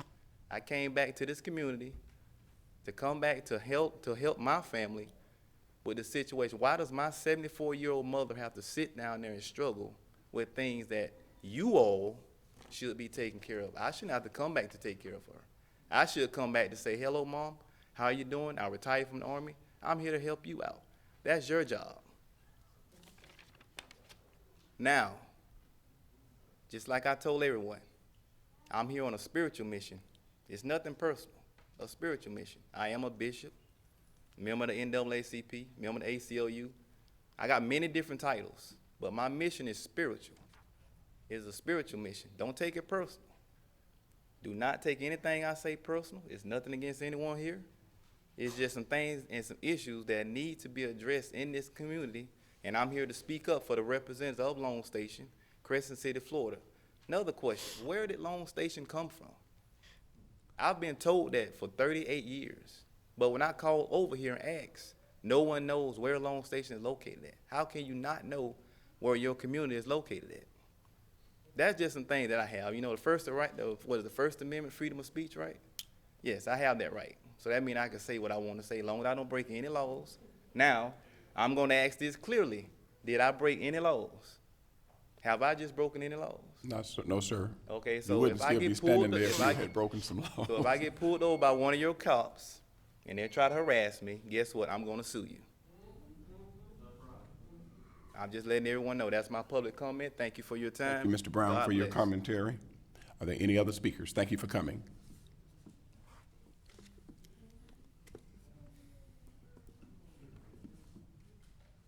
Good morning. Good morning. John Spells, 106 Citrus Lane. I got a few topics I want to speak on today. I know it's going to be a few of y'all kind of upset, but at the end of the day, you're going to be all right.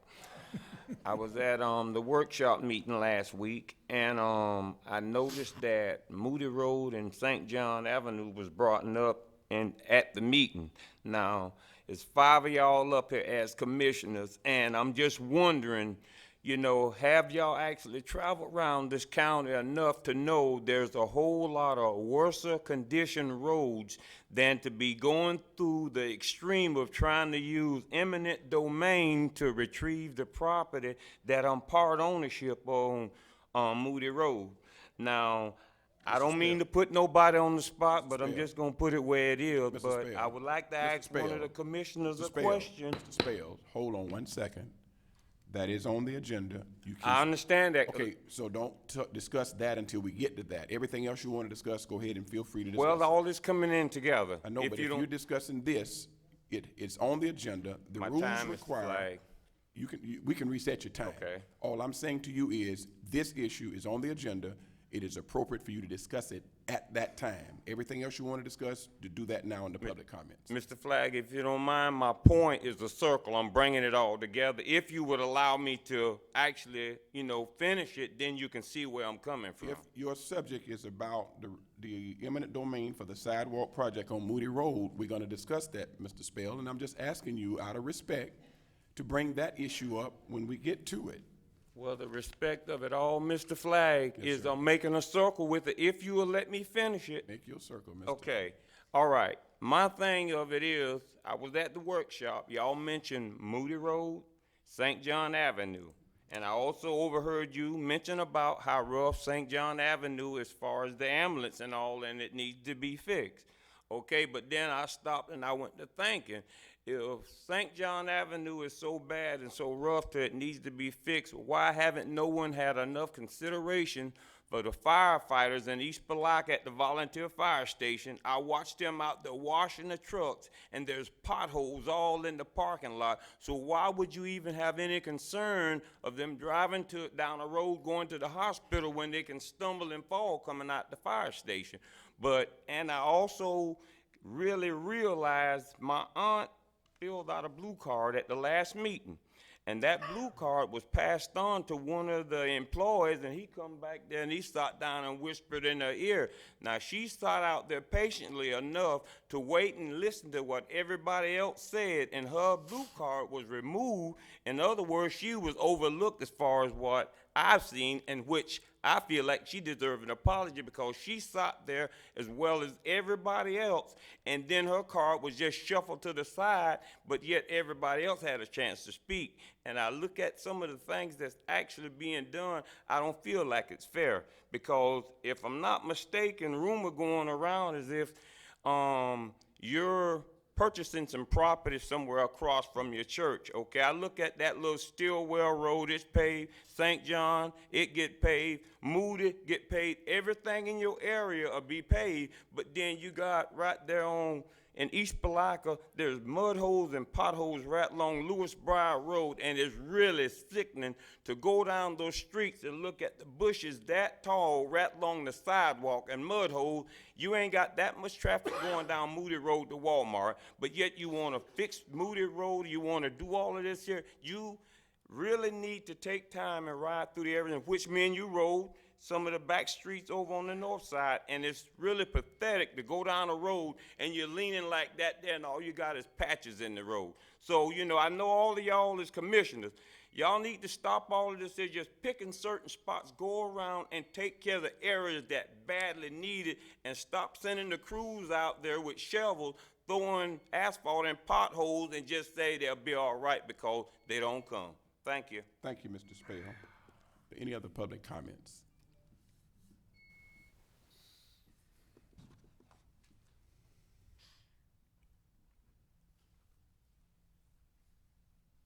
Good morning.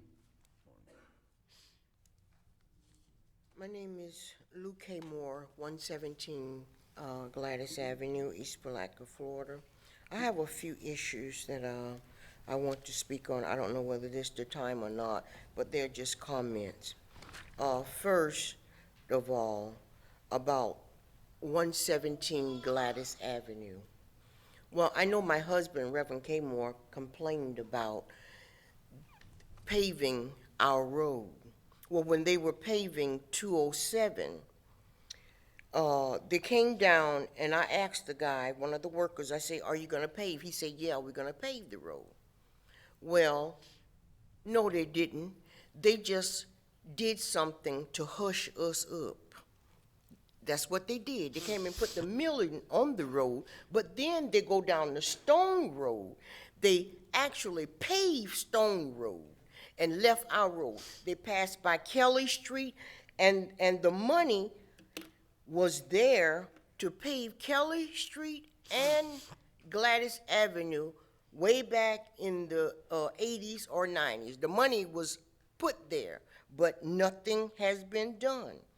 The bushes out there on Gladys Avenue, nobody cuts them. They don't even come out there to cut our street. It's a county road. They don't come and cut anything. And then we go to the Dog Branch Road, the canal. You go out in Rebels Farm, you clean that canal out 4 and 5 times a year. But across 207 on the west side, where all of the residents live, nothing is done. And from my understanding with the paper, you got money for a grant to do that. And then you want to take the money that was appropriated, the grant was appropriated to clean that canal. That canal has not been cleaned out by the county since 1982.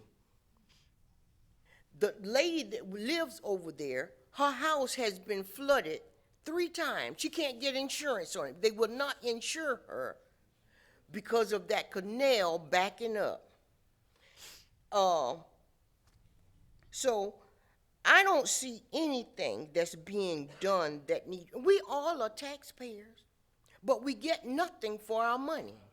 We don't get anything for our money. And you know, people are tired. And this is one thing, and this is my last, and I'm going to sit down. Politicians work for themselves. They don't work for the constituents anymore. And that's just how I feel about it. But I stopped coming to the meeting because nothing have been done that said, that you all said was going to be done. Now, concerning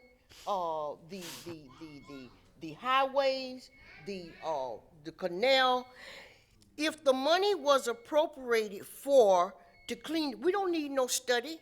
Why do we need a study to clean a canal? We don't need it. And it's a simple, easy job. Thank you. Thank you, Ms. K. Moore.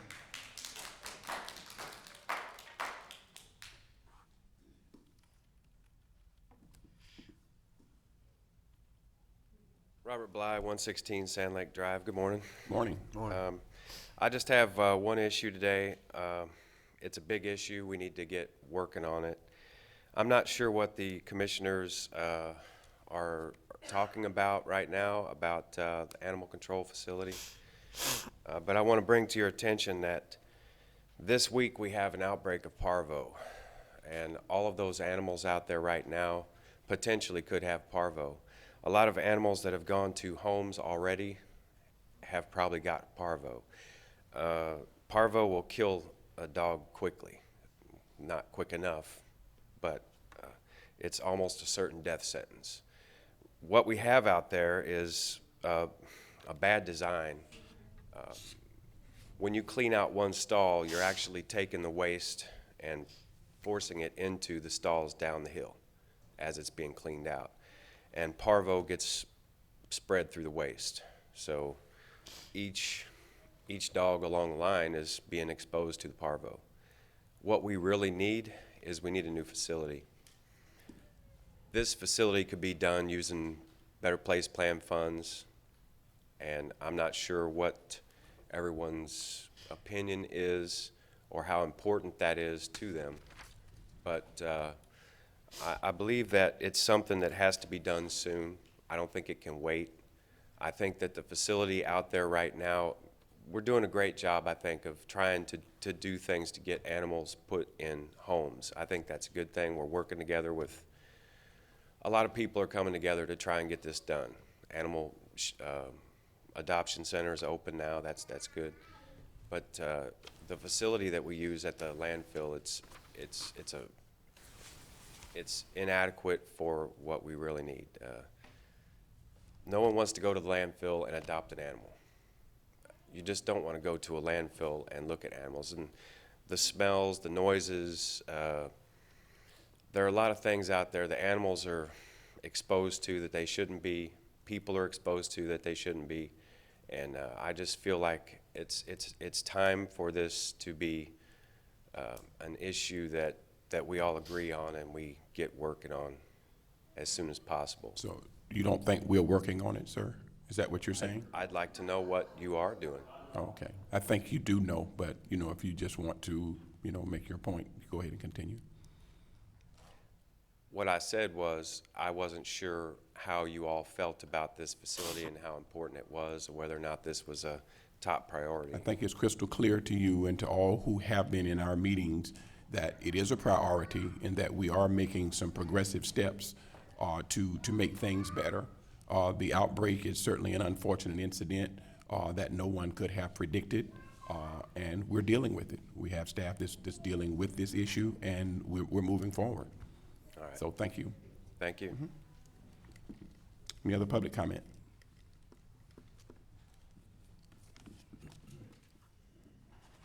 Good morning. Good morning. My name is Roxana Regan Weeks for Loring Streets in Augustine, Florida. I wasn't going to speak at public comments. I'm here to address another issue on the agenda, but in light of what I just heard, I feel I need to. I do not feel the commission or the animal control facility itself or its leaders at Planning and Development or the Sheriff's Department, when they had it previously, have ever been proactive, have ever felt this was a priority. In the last year, the public image has deteriorated. No one is finding out information. It is a fight to get things done. I make public records requests, they're ignored. And the whole thing is this issue that you just stated about predicting parvo, the first dog that came out of there was August 26, 7 weeks ago, that had parvo. That should have this dog that came out this last weekend that went to a rescue was the 5th dog that we know of, that we've documented. Parvo is a highly contagious infectious disease. As a result, what they do in the past, I don't know what they're doing today, but what they have done in the past is have a mass kill. They just kill everything in the kennels, bleach the place, and start again. And we keep getting told that, you know, in the matter of being proactive, that they give everybody parvo shots on intake. I mean, I'm sorry, not everybody, every animal parvo shots on intake. I don't see then how it keeps spreading through the kennels. The kennels are filthy. The whole place is filthy. And until that facility is addressed, you're not going to get away from this. The other issue is, as far as being proactive, you should really stop putting out misinformation to the public. The kill stats that are cited are inaccurate, and that is documented by the county's own monthly stats that they pulled out. When I have kill stats going back to 2009, and at that point the kill rate was 50%. Jump ahead to 2012, it was 53. In 2013, it's 56%. And that's just dogs and cats. I'm not figuring other animals such as horses or pigs or anything like that. And you're really going down the tubes on this animal issue here. Everybody judges people by how they treat animals, your public image of that, and you're not getting anywhere with that. It's getting worse. And I'm glad to see the reason I came today was to address Mr. Leary about the Animal Control Advisory Board. But it's time you pulled your head out of your butts and really address the animal issue. It's that simple. Thank you. Thank you, Ms. Weeks. Any other public comments?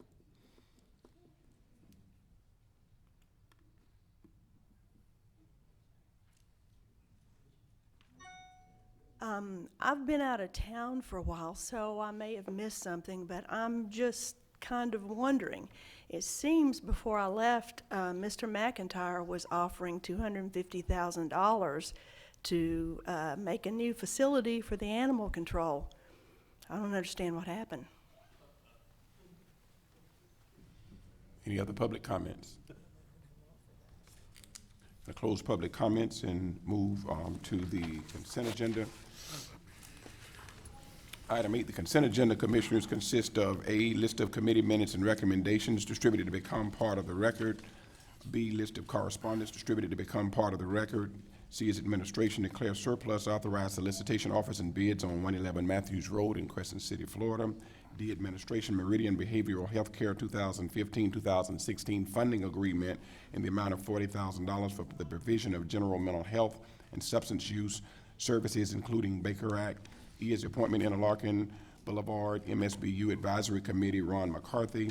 F, administration sheriff's budget amendment resolution, $78,593 to record revenue and allow for the expenditure of grants for drug investigation enforcement. G, administration allow fair authority to make decisions regarding sale and use of alcohol at fairgrounds. H, Chamber of Commerce Tourist Development Council recommendation, September 23rd, 2015. I, General Services, list of surplus inventory. J, Sanitation Task Order Number 143, Jones Edmonds and Associates, $84,000.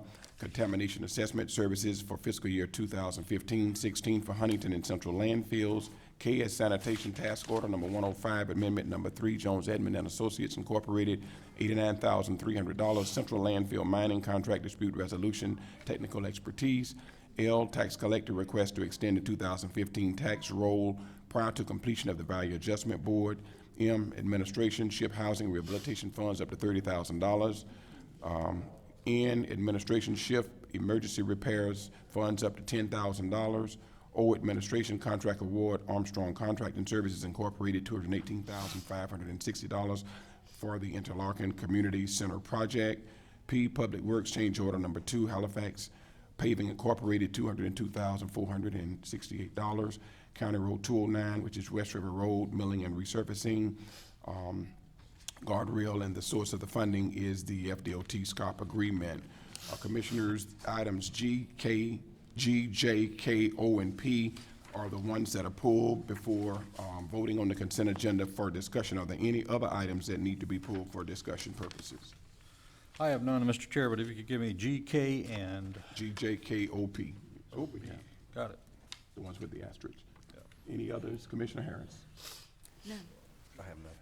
I have none, sir. Thank you. Okay, we will go to item G. We do have Mr. J.R. Newbold with us, or No, had he him left. with us, but our staff attorney is, I think, prepared, or the administrator is prepared to tell us the necessity of the request and a recommendation that is before us. Page 28. Okay, thank you, Mr. Chairman.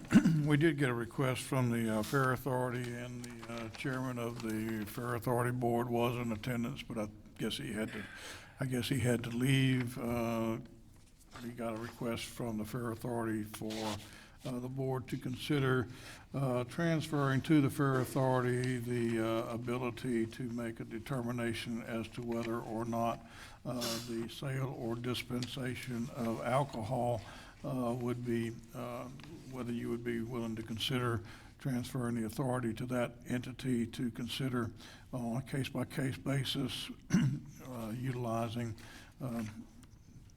transferring the authority to that group to determine whether or not entities utilizing the fairgrounds could dispense that beverage on a case-by-case basis. In the past, requests have come to you when entities have wanted to rent those facilities, but now that some rehabilitation to the Judy Rollins building has been complete, Fair Authority is anticipating a more frequent usage of that building, and we're thinking that it be more expedient for the Fair Authority to be able to make that decision, as requests for rental of those facilities will be coming in more frequently.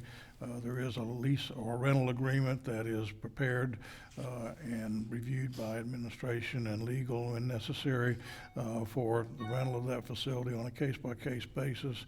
Mr. Castleberry, Mr. Manning, I think, have taken a look at the issue of transferring the authority to the Fair Authority for the consideration of the granting permission of utilizing alcohol at the fairgrounds. That Mr. Castleberry, Mr. Manning may wish to comment on that. The board can clearly delegate that authority to the Fair Authority. Commissioners? My concern would be related to, of course, the revision of the agreement there. And I think that the legal department and administration, you know, as long as that is a part of the review process, so from a liability perspective and the legalities of it, number one, the form needs to be revised if the commission goes along with this. And then number two, as long as there is a routing system where it is not authorized by the authority per se, but it actually is, it meets their approval, and then it comes over here for an administrative review through both administration and legal, and then the authority happens after that happens, rather than it to be an assumption that it's going to be approved. Well, the process for the rental agreement that's currently in place is that the Fair Authority evaluates a request to rent the facility. They prepare the rental agreement, which is pretty much a standard agreement that was developed, I think, by Mr. Castleberry some years ago. They process that rental agreement. They send it over to administration for sign-off.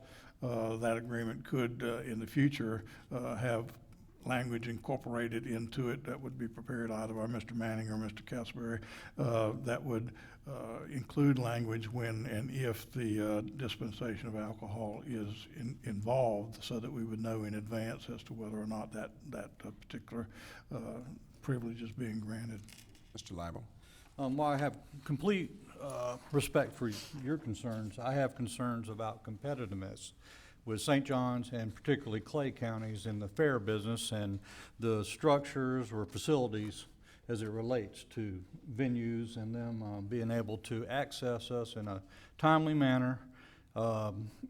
We're going to have to get more progressive, and this is one measure that we're going to do it. I certainly agree that we need the oversight to the point that we are doing exactly that, but I don't want to slow us down because we have a unique fairground. We're right in the middle. How many fairgrounds can you name in north central Florida that sit in a municipality with hotels, restaurants, and all the amenities around it? Most of them are out in Timbuktu, to be honest with you. We have a unique opportunity here, and I just want to enhance it, and I hope my other commissioners will too. Yes, sir.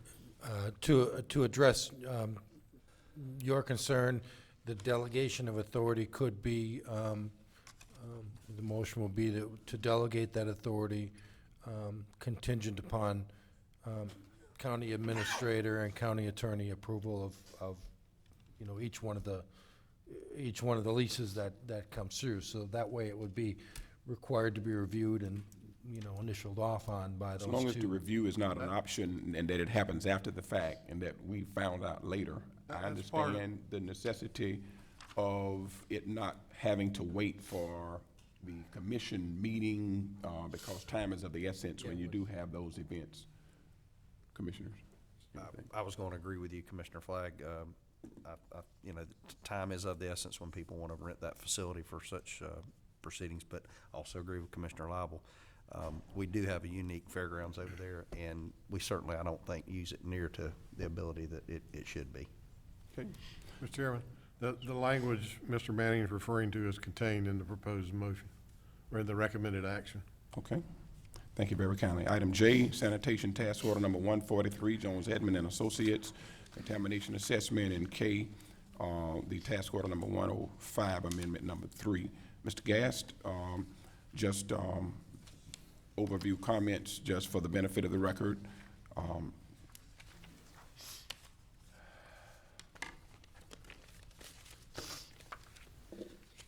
The Task Order 143, the contamination assessment, will be putting additional contamination detection wells on the Wilkinson's property south of us, and they will go into the contamination assessment profile.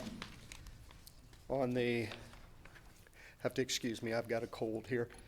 Two of you. Yes, allergies. Task Order 105 was the support work that Jones Edmonds did with us for the mediation process for the landfill mining, which was their alternate proposals and everything else that they put together for our legal staff in the mediation process. Mr. Chairman, and Mr. Gass, that net savings that this firm saved in mediation was how much It was almost $1 million. to the taxpayers of this county? Yes. Thank you. Thank you very kindly. Item O, Chairman, I'm Mr. sorry. Chairman. Yes, sir. As much as I appreciate the $920,000 savings, does this ever end? It seems like every week we have something from Jones Edmond concerning the landfill. And that's just I just really want to know, when is that going to stop? I know they helped us save money, but so did our attorneys. And so did the company willing to take $1 million hit almost. Now, I'm going to tell you, if you owe me $1 million, you're going to pay me $1 million. So something else went on. But this price right here, it just seems like every meeting we have, there's an additional cost at landfill that we don't have the expertise, but yet we say we're experts in landfill. It just gives me heartburn, I'm telling you. I appreciate the savings. Mr. Leary, will we not continue, since the type of contract and the expertise that Jones Edmonds and Associates bring to the table, that is going to always be an expense as long as we're in the landfill business, correct?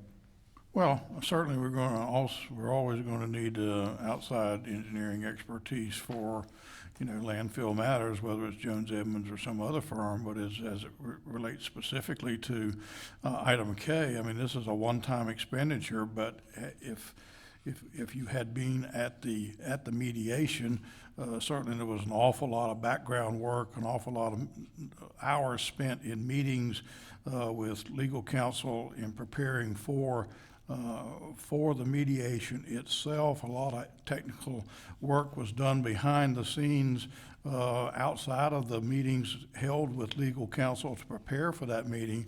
But if you had been at the actual mediation, there was a great deal of testimony for about 2 hours on the technical aspects of the landfill matter itself. Most of which was dominated by Mr. Hal Boudreau with Jones Edmonds, who is no longer with Jones Edmonds, by the way. But that was largely turned into the Hal Boudreau show, and I would venture to say without the expertise of Mr. Boudreau and Jones Edmonds, we probably would not have prevailed and been as fortunate as we were in the outcome. Okay, thank you very kindly. Any other questions or concerns? Item O, Administration Contract Award, Armstrong Contract and Services Incorporated, in the amount of $218,560, the Interlaken Community Center Project. Mr. Leary?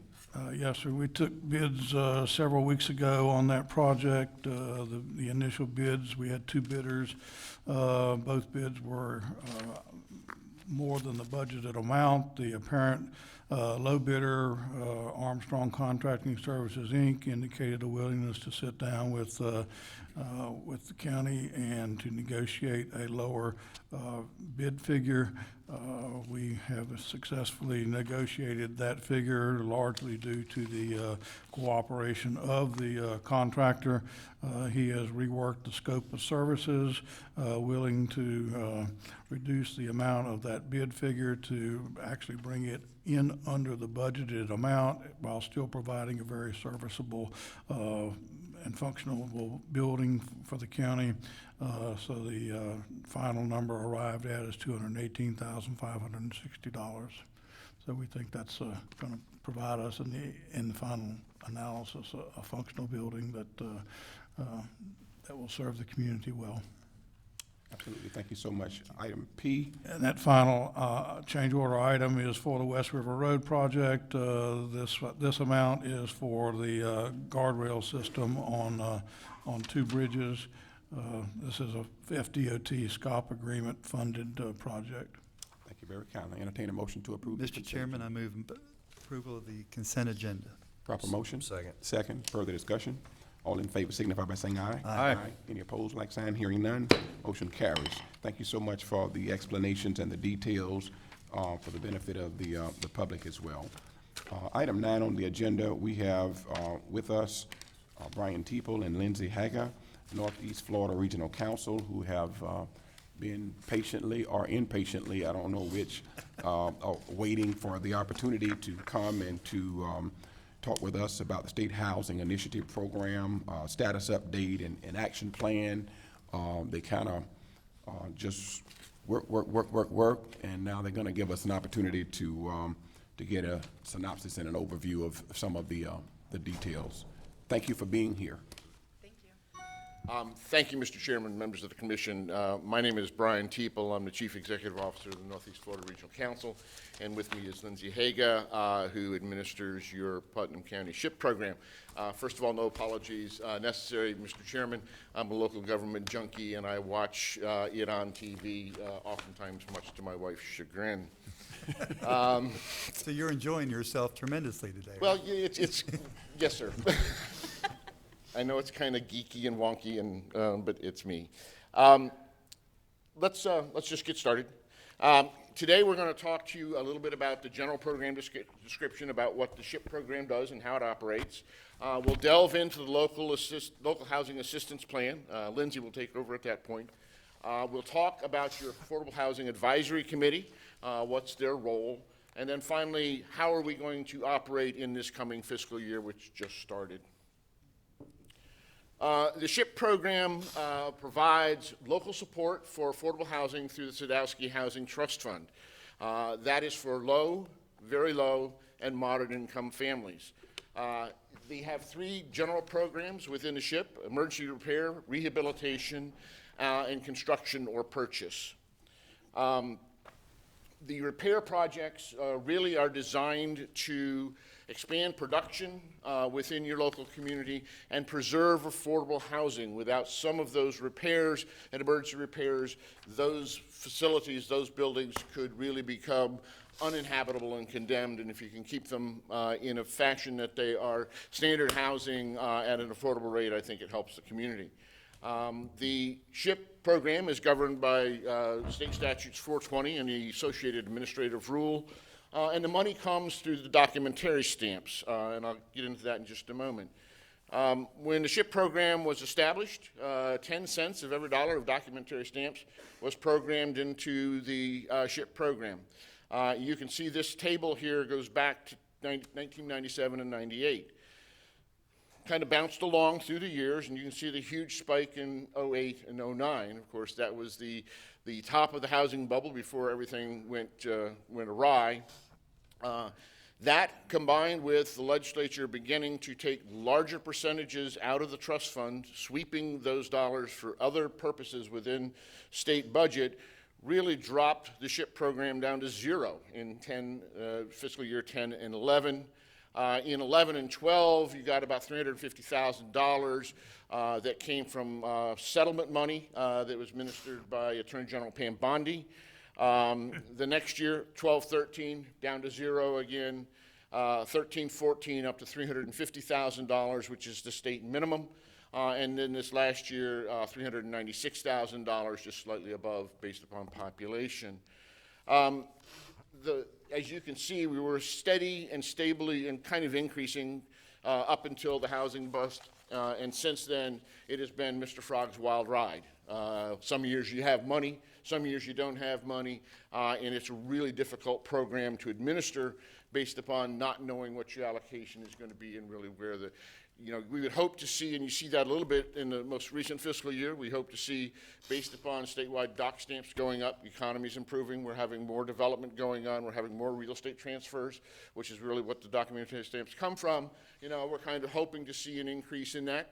But the legislature, of course, can sweep that trust fund at any point in time and drop you back down to zero. So kind of a very, very brief history. We've been operating the program here in Putnam County since the second year it was created. We were approached by the county to take over from your provider who initially had it, so we've been here for the entire time. And with that, I'm going to turn it over to Lindsay, who'll get into more specific details.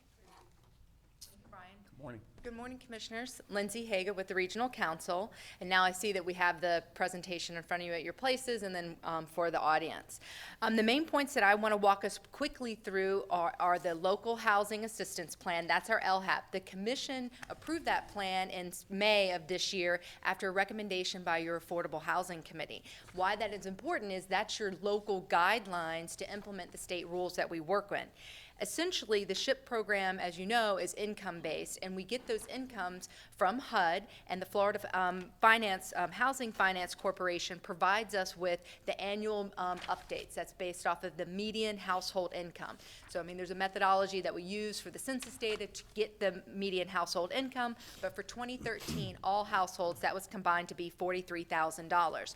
So then when we evaluate our applicants, it's based on household size and then a percentage of that number. So it deviates depending on what county that you're in because it's based on the demographics for your area.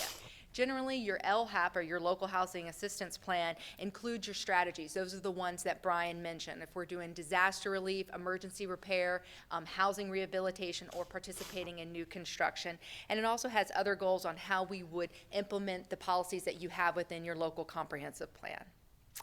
The next series of slides are graphics of Putnam County, just walking through some demographics to get a feel for the county, and then we'll end on looking at fiscal year 13-14 and the number of homes that were helped. So this is your population based on 2010 census. You can see the darker colors indicate where your population centers are. We've called out the different commissioner districts and then the municipalities within the county to really show just generally where you have your areas of housing, where your people are located, and where then obviously their homes would be located.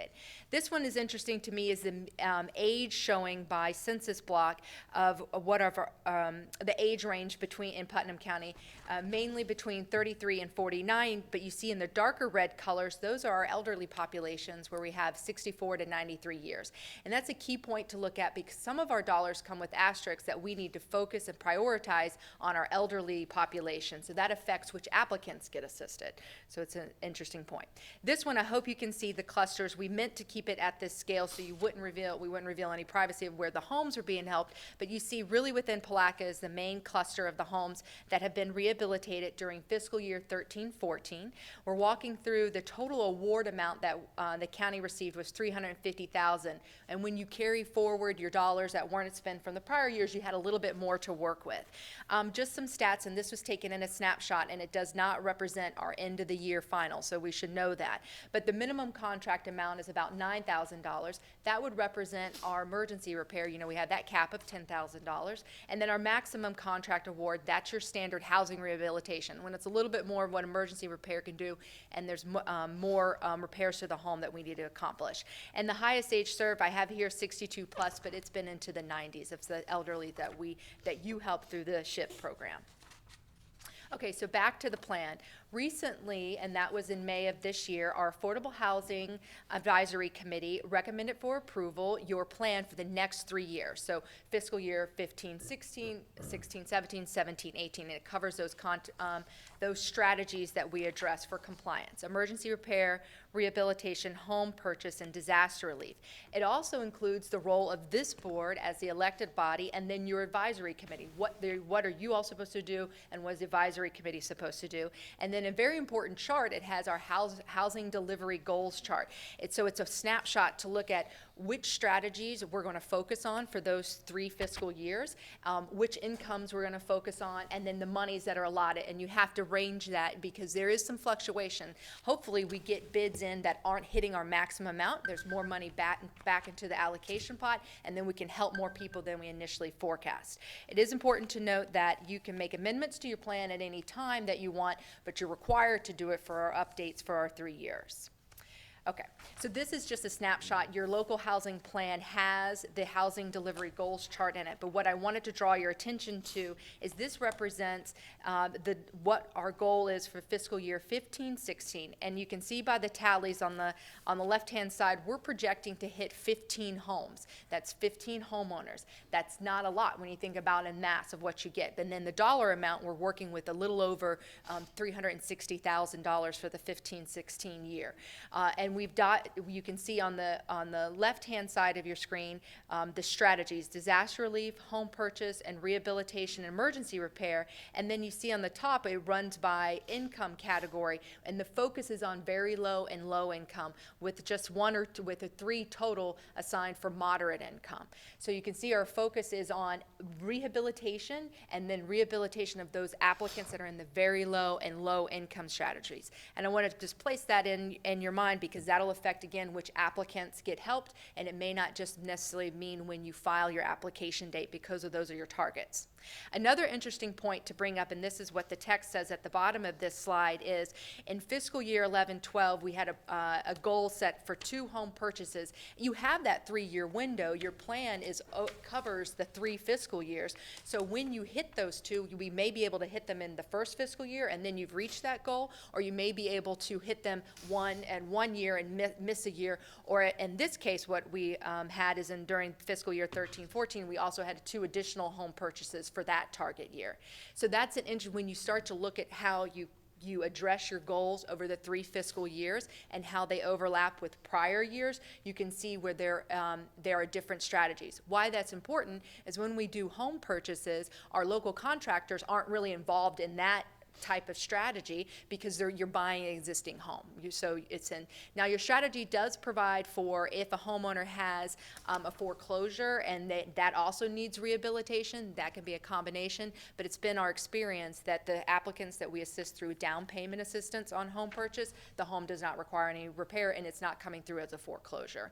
So that's an example we wanted to get with some of the, when we had our questions with some of our contractors, was why is this happening now? You had an overlap of home purchases. Okay, so our Affordable Housing Committee, the role of our Affordable Housing Committee comes to us from Florida statutes on what they can do, and essentially what they're meant to do, and then how many people need to be on the committee, and then what areas they need to represent. The statutes pull out 2 main important points. The committee will advise you, the commission, the local governing body, on your local housing assistance plan. We were just talking about that. So that's strategies. It also has recommendations for how the monies can be leveraged and how partnerships can be made. So more of that community impact analysis of how you can make your dollars go farther. The other role of the committee would be the triennial review, looking back to see on the last 3 fiscal years, looking at all of the strategies. Did you hit your goals in a timely manner? Did you achieve? Was the money spent? Did you forecast correctly? Could you have done other things? And then also evaluating your comprehensive plan, your local land development regulations, to giving you all recommendations for what things could be changed that could make providing housing a little more affordable. And that's your role of the Affordable Housing Committee. We meet quarterly. We staff that board for you, your committee, and I think you have a couple appointments maybe on your agenda today for that. We meet quarterly, and we provide them with the financial spreadsheets to review for what's happened since the last time we met. We give them copies of the contract, the winning bids, we say, but the bids that were selected by the building department, so they can see by strategy which bids and then what type of improvements are being made. You all appoint those committee memberships, and there are certain statutory guidelines that you would need to meet. So far, I haven't been able to find. One of our discussions has been, I think it came under comment, is what is the role of the Affordable Housing Committee regarding home purchases. And I haven't found in the statute where it gives the Affordable Housing Committees or any local body that role in reviewing recommendations for compliance with the state guidelines. It's essentially that's given to you on your certificates of eligibility. The guidelines are straightforward as far as the income. That's where, it's an income base. You have to have documentation to support that. If they meet those criteria, then they're presented to you for your certificate of eligibility. But again, so this slide's pointing out how we staff for you. We're an extension of your staff and what representatives we have from your county. One key point during our April meeting with the Affordable Housing Committee, while we were reviewing the local housing plan, was how the county could or could not, they explored leveraging a partnership with Habitat for Humanity. I really wouldn't get focused on Habitat for Humanity, but the main point would be leveraging partnerships with other providers of affordable housing, and how could any of your allocations, which, you know, we're limited funding, could be leveraged efficiently to get more housing out, but still meet your criteria for income and proving that. And so you're not just giving away money, and that it is part of the program. So they had a really healthy discussion. We weren't able to get that in the final draft to go to the local housing plan, and that's something that we continue to have.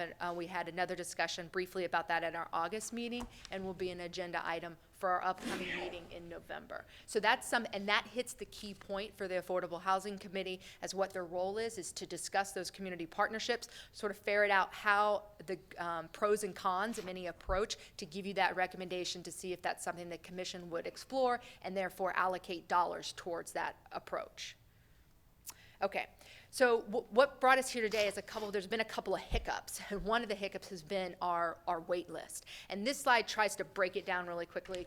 We have different spreadsheets that you want to look at, but we have 87 applicants that make up our wait list. We've closed the application process, meaning taken in any new applications, because we can quickly do the math on what we have. Our housing delivery goals chart estimates about 15 homes or units per year, times 3 fiscal years. That means 45 applicants that we'd be able to help. 45 is less than 87. Some of these will shake out. Some may have withdrawn themselves from the program if they've handled maybe their improvements, they've gotten assistance elsewhere. We will know that as we continue to work through our list, but we're not adding to the list anymore. So what we're trying to present to you today is reality number one. We have more folks than dollars, and this is a reality for any of the SHIP programs that are in municipal or countywide within the region or across the state.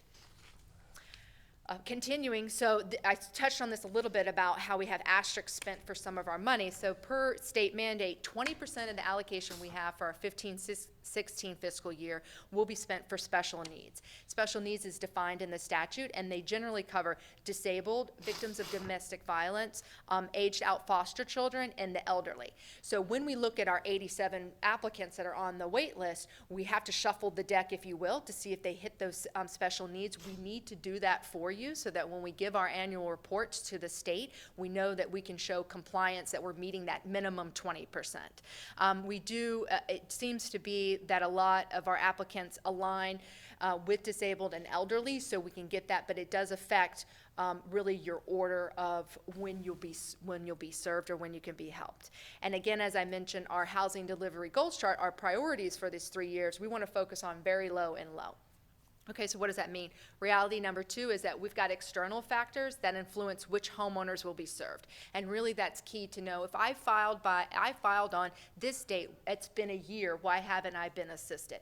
Some of that is timing on your application, but if you're not hitting that very low, if you're a moderate income applicant seeking a home purchase, that is not the same level of priority as 20% that we're helping a disabled elderly person on a very low income. So that'll affect your application.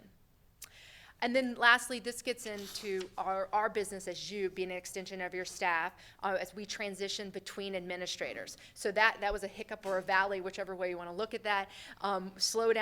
We had a slowdown in applicant recommendations to the commission, also coupled with housing purchase. So that meant that you did not have any work going out to your contractors as far as the contractors that bid. So between that, you hit a lull on the types of application, on the number that's coming out, and then the ones that you were presented with were home purchase, which they're going off, they're going to go purchase a home. So the good news is you've had two applicants today. Those are emergency repair and rehab. There were 2 others that were approved, so we've got 4 coming in the queue, if you will, that'll go out, and then we'll have a spat of work. That can't continue. We can't just do sort of work by fire that way. So we've taken some action steps, and with the help of your administration, I have a little office off to the side there. We have on-site office hours, which now is the 3rd Thursday of the month, so I'll be here Thursday morning. The point of that is to meet with our applicants. Part of this program, because it's income-based, we have to take in a lot of paperwork to prove and confirm that you're meeting those income strategies. And you can imagine that email is not the one method of communication that I have with the applicant. So we traditionally mail things back and forth, which affects the delay. But by having on-site office hours, we've made arrangements. We have appointments. People can come in. I can see their materials, and we can, more importantly, when I need them, get them to sign for their income certification. We're there. We can have that done. It can get notarized. We get business done. Also, so action steps to make improvements so that we have a good program for you. Again, we're shifting in our LHAP goals, which is more construction-based activities, and then our enhanced program support. I was speaking with Mr. Matthew during our break, and it's all about there's only one person, and if we work 5 days a week, how we get all the people out.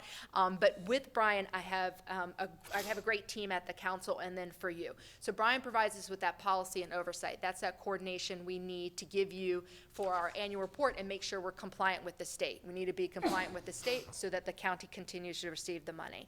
Donna Starling is our financial compliance officer, our director, and she keeps us straight to make sure those dollars are correct, and she works with Tia Atkinson, so we make sure that we're seeing the same dollars that come through, because if we've got extra carryover dollars, we need to have make sure those monies, they go back into the pot so that we can help homes. I'm Lindsay, I'm your main program administrator, and then we have another staffer, Carol Main, so that we can field phone calls and give out information, because a lot of that is customer service to the homeowners or just folks checking in on their application and they need to get information. So with that, that was a brief summary of where we are in our action plan. Come visit me on third Thursdays of the month on the other side. I'm there from 9 to 12. And that's also available for anybody that's interested in the SHIP program, any of the commissioners or any of our contractors. If they had questions about what's going on, we can make appointments, and that way we can handle some business. I'm available if you have any questions, or we can wait till after maybe we have some public comment. I know we have one of our AHAC members here. Yes, we do have a speaker's card from Ms. Faye Sparkman. Okay, thank you. Stay close.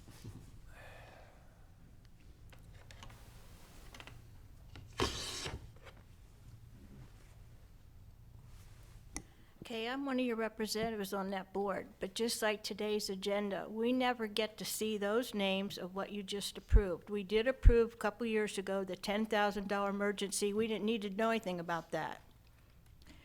But when it came to the homes, we only ever had one home before since I've been on the board, and I can't tell you how many years that is. We were to vote on it. Now we don't. The other problem I have is the $30,000 one. About 2 weeks ago, I think everybody on our board got a big, thick packet from one of your clients, and I had never seen this person. We never see these names. We never see what's getting done in any of these contracts. This person has a major problem, so I sat down and I read it. Mr. Matthews was a contractor. I've never met him in my life. So I thought, what do I do now? Do I call him? What do I do? I called him. He's never met me. He's never had anybody from the SHIP program call him, but I wanted to see if this person's comments were true or not. So him and I talked, and so the next day I drove into town and I asked to see Tabitha. I had the packet, and her and I sat down and talked. I'm not going to call this person. That's not my responsibility. I've never met any of these people. I've never seen anything that's supposed to be done in their house. So would somebody please explain to us what we're supposed to be doing on the SHIP program, because we're all sitting in that room like, what are we doing here? We never see nothing till I see it on the agenda. It comes to you, it goes between them, Mr. O'Leary, on your agenda, and it's done. Something's wrong. Either we need a set of guidelines while we're there or something. We're there to help the people, but how do we know what we're doing if the work's not being done right, or if it is and it's wrong? I don't get it. Could somebody please explain it to all of us? Lindsay, if you'll drill down on the advisory committee. Sure. Yes, Ms. Sparkman is correct. We provide copies of the work, the bids, the applicants that had been approved prior as a way for them to stay connected with the program. As I mentioned, the statutes spell out that when you establish an affordable housing committee, their two main purposes, their role is to give you recommendations on your local housing plan. That's to review your guidelines. So what kind of strategies do you all want to pursue? And then what are the criteria for those strategies? Your plan does have two roles.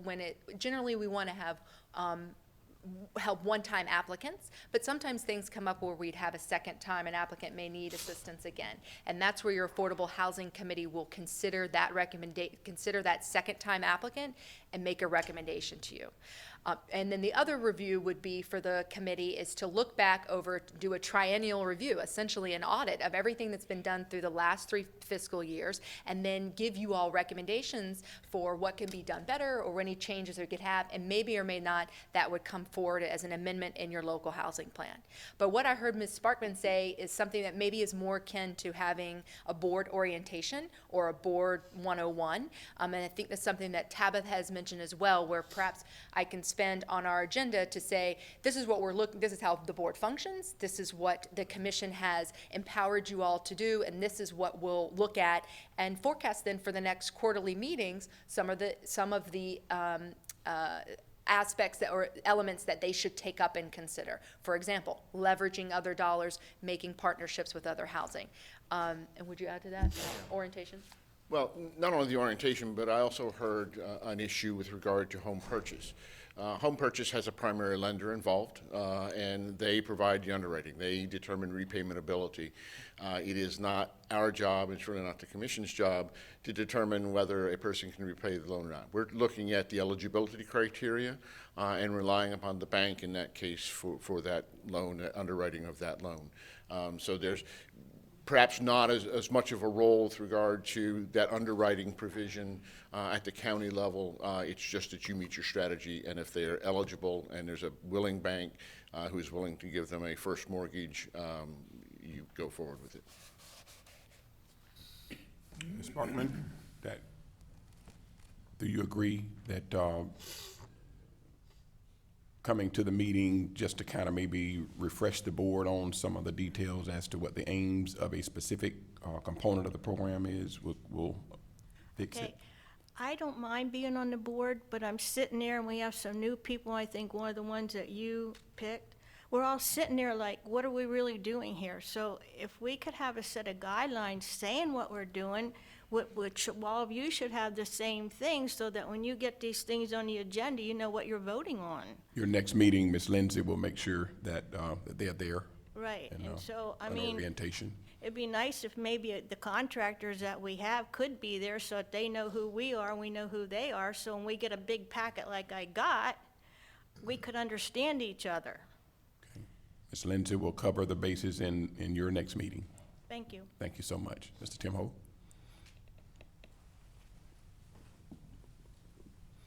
Couple of questions I'd like answered.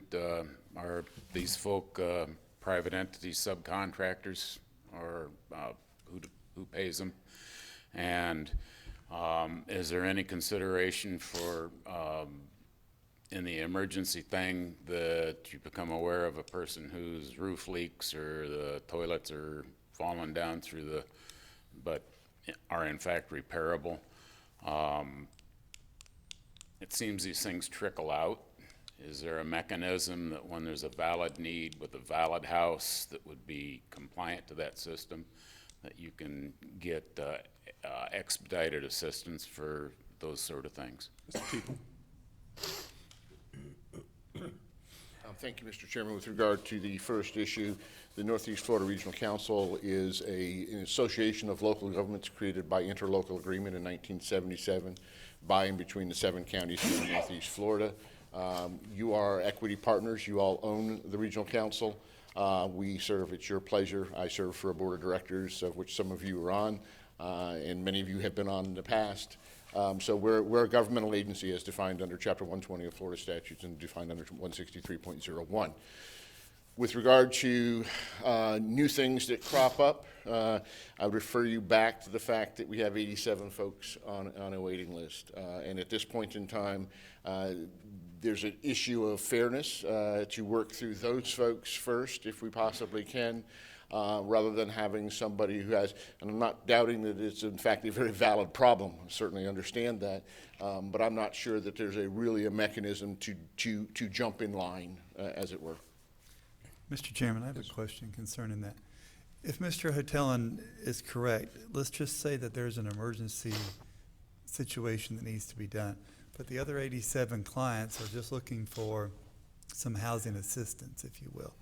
Shouldn't that still be put into the mix at that point? Because we saw a percentage is going to emergency repairs, right? So those 87 have pretty much been filtered out that it's not an emergency situation, correct? Well, the definition of emergency repair is not necessarily so much of an emergency of health, safety, and welfare kind of emergency. But again, we're juggling all of those combinations and permutations of that entire list. I mean, if it is this board's wish to open up the application process at this point in time, you closed it in March. If it's your desire to open it up, we certainly can open it up and begin to take additional applications and see where those folks fit within the context of the greater list. That's certainly up to you all. Thank you. Thank you. Any additional questions? I have a comment. Okay. I love the brief presentation. It was very thorough, so I'd hate to go through the thorough presentation, but you did an outstanding job. Both of you did, explaining what the SHIP program's all about. I would like to say it does not affect mobile homes, correct? And that's a big emphasis on our community. And you know, mobile homes are an issue, and I understand that. But a lot of people think it still should go to mobile homes, and it just can't do that by statute, correct? I'm going to ask Lindsay to correct me because I'm probably going to get this wrong. So historically, you could not expend SHIP money on mobile homes by statute. But the state statute has been changed to the point where if you want to add that into your LHAP, you can do that. For example, we administer Baker County's program, and they will deal with mobile homes. So our Affordable Housing Committee would recommend to this board to change the LHAP to consider mobile homes if they chose to do so. Sure, and if you Okay. chose to accept the recommendation, yes, sir. All right, well, Correct. thank you. Yes, Thank sir. you very much. Lindsay, are you in agreement with what Brian just said? Do you approve his message? Do you approve his message? Okay. He's her boss. Okay. Mr. Lible? Well, Nancy was for me. No, you don't. Lindsay, this is for you. On the funding source, is that 10% from the dock stamps always set, even if it's not funded by the legislature? Does it ever change, or could you request a change? Yeah, no, there's a cap on our funding source. The 10 cents on the dollar is what is earmarked in state statute that is supposed to go into the Sadowski Trust Fund. So that's statewide. It's not necessarily Putnam County. It's a one big pot of money. So two things happen. Number one is that there's this pot of money that's supposed to go to affordable housing. The legislature has dominion over that trust fund. The legislature, in spite of the word trust, in trust fund, can take that money and allocate it for other important purposes at state level, which they have done actually historically since the beginning of the program. They've always swept some of it. The SHIP program has never put on the streets more than 60% of the dollars which has been collected for that purpose. And frankly, here during the downtimes, as I showed you on the chart, you know, there's only been 20% of that. Now comes Amendment 1. And Amendment 1 by Constitution says that 1/3 off the top is supposed to go to, and there's a big controversy what this means, but those kinds of land acquisitions and preservations kind of projects, and I'm not going to get into the controversy of that. How that affects and how that formula affects the allocation to the Sadowski Housing Trust Fund is still unclear. The fog of war has not settled as to how that actually occurred during the past legislative session, and I am ill-equipped to be able to tell you exactly how that happened. That's good, but we counted for 40% of the monies collected through the dock stamps. So the other 60, is it safe to say, goes into the general budget? Well, it goes to the general budget and then is spun back out as Changes. transportation or, you know, I really don't know. All right. Second question, disaster relief. In the case of a home with insurance, what would these monies go for? A deductible, or would it be a home with no insurance? It'd be best if I grab the plan quickly to. Okay. The answer is we haven't dealt with it a great deal, so it's not something that You know, I once had a friend who says, I don't need to know everything in the library, I just need to know the librarian. So we're getting the library out That's right fine, now. that's fine, just wondering, I mean, just, it came, you know, to me that if you're out, I mean, most homes have a mortgage or at least insurance, and if they have a mortgage, they have insurance. Well, correct. If they have a mortgage, they have insurance. But I will tell you my experience with the SHIP program, not only in Putnam County, but in Baker County and as well as Nassau, which we did for a number of years. The number of homeowners who do not have a note, who don't have insurance, is staggering. Wow. And I bet they're mostly mobile homes. I wouldn't just say that. No, because again, for a long time, we didn't deal with mobile homes. So again, that's been a relatively recent experience in Baker County, but the number of people who, and I think it's just like anything else. You know, am I gonna spend $1,000 a year, whatever it might be, on homeowners insurance, or am I gonna put food on the table? Or am I gonna purchase my medicine?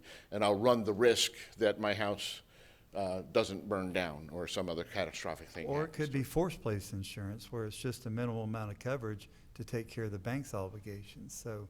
Correct. You know, and that's minimal at that point. Right, yes, sir. Did you find it, Lindsay? Yes, I did. And you're correct. So generally, we have a time of need. There is a declared disaster, right? That's one trigger. And then you could use the dollars for payment of insurance deductibles once you determine that what the repair list is. So you have insurance, but you're not able to meet your deductible. That could be used. Or post-disaster assistance with non-insured repairs. So the things that fell out that your insurance didn't cover. And then, of course, it focuses also on if you weatherproofing your damaged home, some of the initial repairs not dealing with insurance. So that would be an allowable use to have. We would need a federal or state declared national disaster to trigger that strategy. That's helpful. And in the time of federally declared disaster, because you have your local mitigation strategy in place, you're eligible for federal funds. And of course, there's additional funds that will be vectored in for businesses, perhaps through the Small Business Administration and other kind of disaster relief funds available. Frankly, the amount of SHIP dollars that are available should a natural disaster befall Putnam County. And if you recall, back in 2004, 2005, we actually administered a separate program from the state and provide some disaster relief to your local businesses and stuff. It's a drop in the bucket when you think about the numbers and the need. One last comment, if I could. If you think Lindsay was fast today, you should have seen her when she first came to the regional council. Brian's got her running half speed. She slowed down a little. She could talk. I was going to say something about, I'll speak for myself. I've gotten slower as I've gotten older, sir. Mr. Chairman, I have one other question. That was a compliment, Lindsay.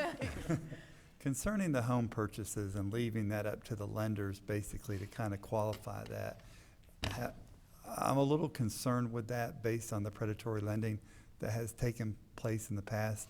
We've seen it with savings and loans back years ago. Saw it with banks here recently. You know, I'm sure we're going to see it again and again and again. I do have concerns that we set people up for failure in some cases, and I would like to see that more scrutinized at our plan, frankly. Okay? Okay. Thank you. Thank you. Okay. Thank you very kindly. At this time, it's been a request for a 5-minute recess, and we will do that. Thank you, Mr. Chairman. Thank you, sir. All right. I can't stand this anymore. Can we put them over to the side? The Honorable Nancy Harris has entered In the house. We do. As Judge Judy enter her chambers. All right. Call us back in session. Again, we appreciate that last very thorough presentation. We will move now to Mike Nimitz, Public Works, bid 15-18 award, North Florida Emulsions Incorporated, $1,645,418.85, a part of the 2015 Dirt to Pave contract. And there are listed, the roads are listed in the packet, which he will cover in his presentation. And the director, Mr. Don Jacobovich. Thank you. As noted on page 78 of the agenda package, the Public Works Department requests the board's approval and the chairman's signature awarding bid 15-18, dirt to pave 2015 to North Florida Emulsions. In Public Works, we have recently made additional provisions to our contract. We have stepped up our quality assurance and quality control efforts, and we started conducting pre-award meetings. For this particular bid, we conducted a pre-award meeting with North Florida Emulsions. At the meeting, we reviewed the design, the contract requirements, and everything that's to be expected of them to execute this contract. At this meeting, present was their asphalt subcontractor, who is also the producer. That asphalt contractor is Preferred Materials. They're an Oldcastle company. They're the largest manufacturer of building products in North America. They operate in all 50 states. They have a bonding capacity of $100 million. They also have 13 CMEC accredited labs in Florida for testing asphalt, and they are FDOT certified in production and laydown of asphalt products in Florida. Given the partnership between North Florida Emulsions and Preferred Materials, we feel this will be a successful contract, and that's why we recommend them for award. There are no outstanding issues with North Florida Emulsions that we feel have been addressed without satisfaction. Okay. Thank you very kindly. Commissioners, do you have any questions before we go into public comments? I have one, sir. from Yes, sir. Yesterday, I received an email from North Florida about this Preferred Materials. Yes, sir. And their bonding capability. They are going to be a subcontractor, correct, underneath North Florida Emulsions? Yes, sir. There are two phases of work to these dirt-to-pave projects. The first phase is the grading and the drainage aspect of it, and then you have the actual asphalt laydown. And that's what Preferred will be doing, is the asphalt laydown phase of the work. But the bonding is also, what's North Florida's bonding ability? 10 million. 10 million? Which is more That's than the only- adequate for what we're doing. That's the only question I had. Thank you. Yes, sir. Thank you very kindly. Commissioner Lible. If I could, Mr. Nimitz, if you could give us just a quick update on West Hillsboro. We had little issues there, and Yes, sir. There are a couple of outstanding issues with West Hillsboro, but we have all those details worked out. There's the relocation of St. Lucie Road near the intersection of St. Lucie and Marion. We have not proceeded with that yet due to the weather. We could tear it up and you could sit there and look at a big mud hole for a couple of months. if you want. Understandable, yeah. So we need to hold off on that. There's also some additional design issues we needed to do to address the drainage. We're adding a culvert to cross Marion Street there to also handle some But of our the core drainage. samples, and as far as the base goes, that's corrected, where we had Yes, deficiencies? sir. All the items and questions, areas that were in question were cored and addressed. Okay, that's good enough, as long as you guys are on it. Commissioner Pelletier. Are we resolved on the issue from Osteen to Hollister Church Road or School Road? Which was it? We talked about that extension? Yes, as far as the ones that were left off of the actual bid package, yes, I have numbers and figures for that, and we will address that. Thank you. Commissioner Harris, anything? Any comments? No. Okay, Mr. Earl Ballinger.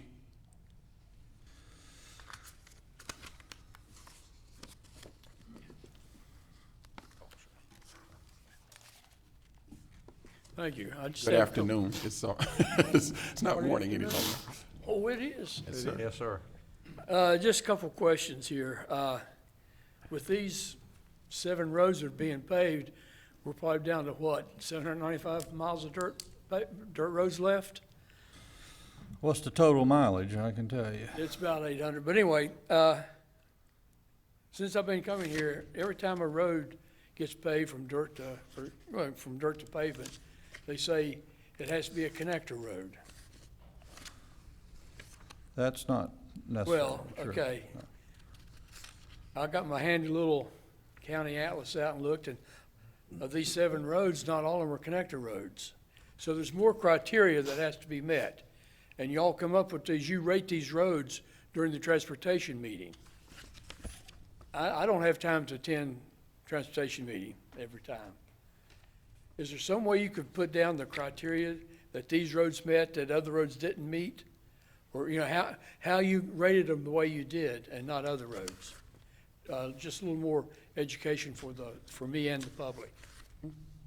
We can do that. Thank you so much. Any other comments on the information that is before us? If I could, Don, What's the total mileage for these pavement, Of this group here, Yeah. or this group? I can't find it in here. He asked a question, what's the Six total? point three miles on the contract, I believe. Is it? So as far as Contract says. dirt to pavement, where does that put us? it puts us about 85 miles so far of what we've paved, and it leaves us still over 1,000 miles of dirt roads. Okay. Page About a 81. Fourth of the critical 400 we need. Yes. Okay, Mr. Timho? I'm sorry, okay.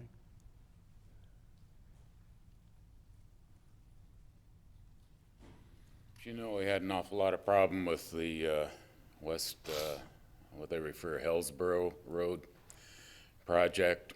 A lot of that was because of the inability. The county only has one real inspector, as far as I know, Mr. Carnes, that handles road stuff. It allowed an awful lot of opportunity for tomfoolery. That occurred. That created a lot of problems. Will there be adequate supervision or a heightened supervision so that we don't have really serious things develop again in an organized manner? Thank you very kindly. Mr. Nimitz covered that in his commentary, but he can certainly repeat that.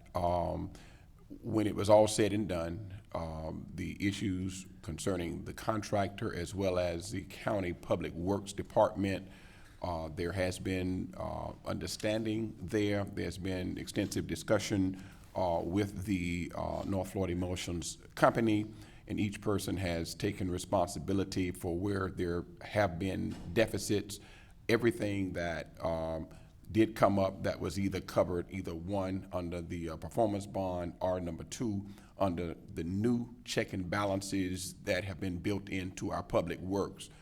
We acknowledge that there was some accountability issues there, and we have been given those assurances through the two gentlemen that's standing behind you, and North Florida Emulsions have met there, and they properly vetted, even through our legal department, any issues that were, quote, considered unresolved. Vetted through the legal department. That'll be, anyhow.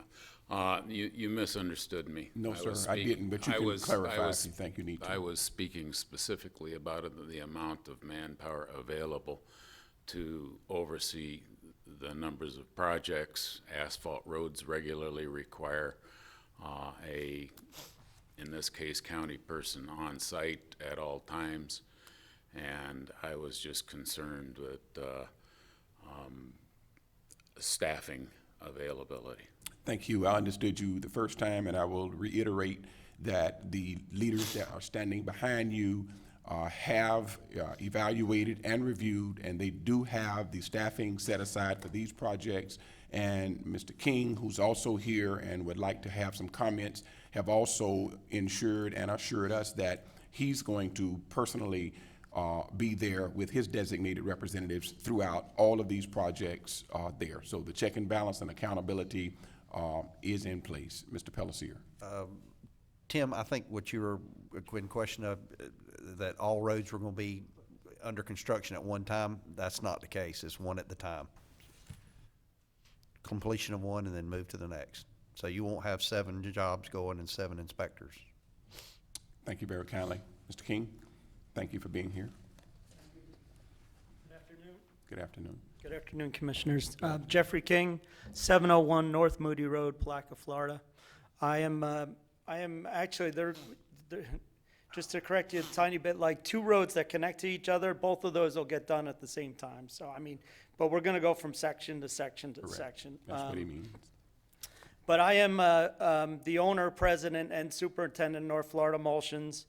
We began building a manufacturing emulsion mill in Palaca back in 2001 because we saw the opportunity in Putnam County, which had about 1,100 miles of dirt road back then. Now we're almost at, 1,000 pretty much. So we're getting there. It's going to take a while. But We finished manufacturing an emulsion mill in 2003.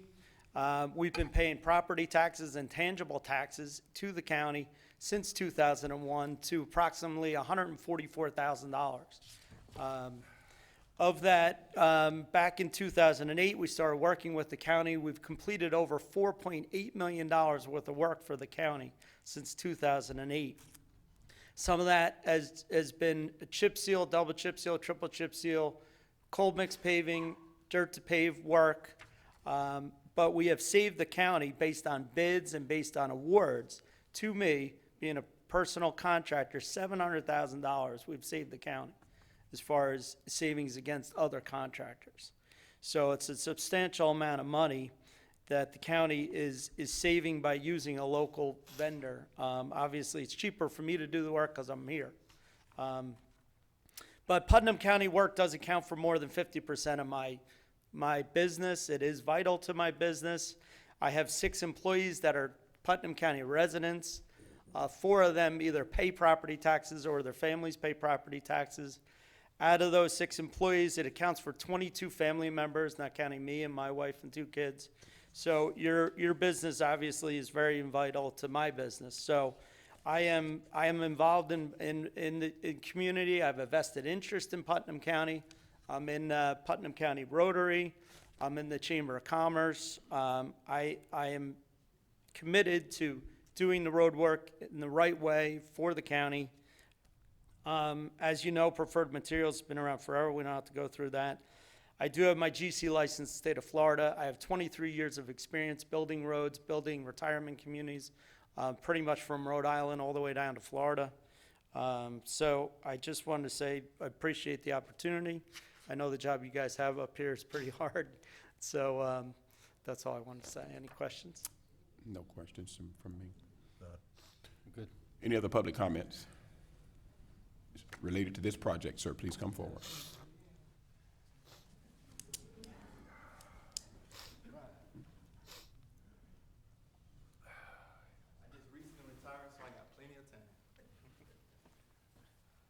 Tyrone Brown, 143rd Street, Crescent City, Florida, outskirts of Crescent City, Long Station, whatever y'all want to call it.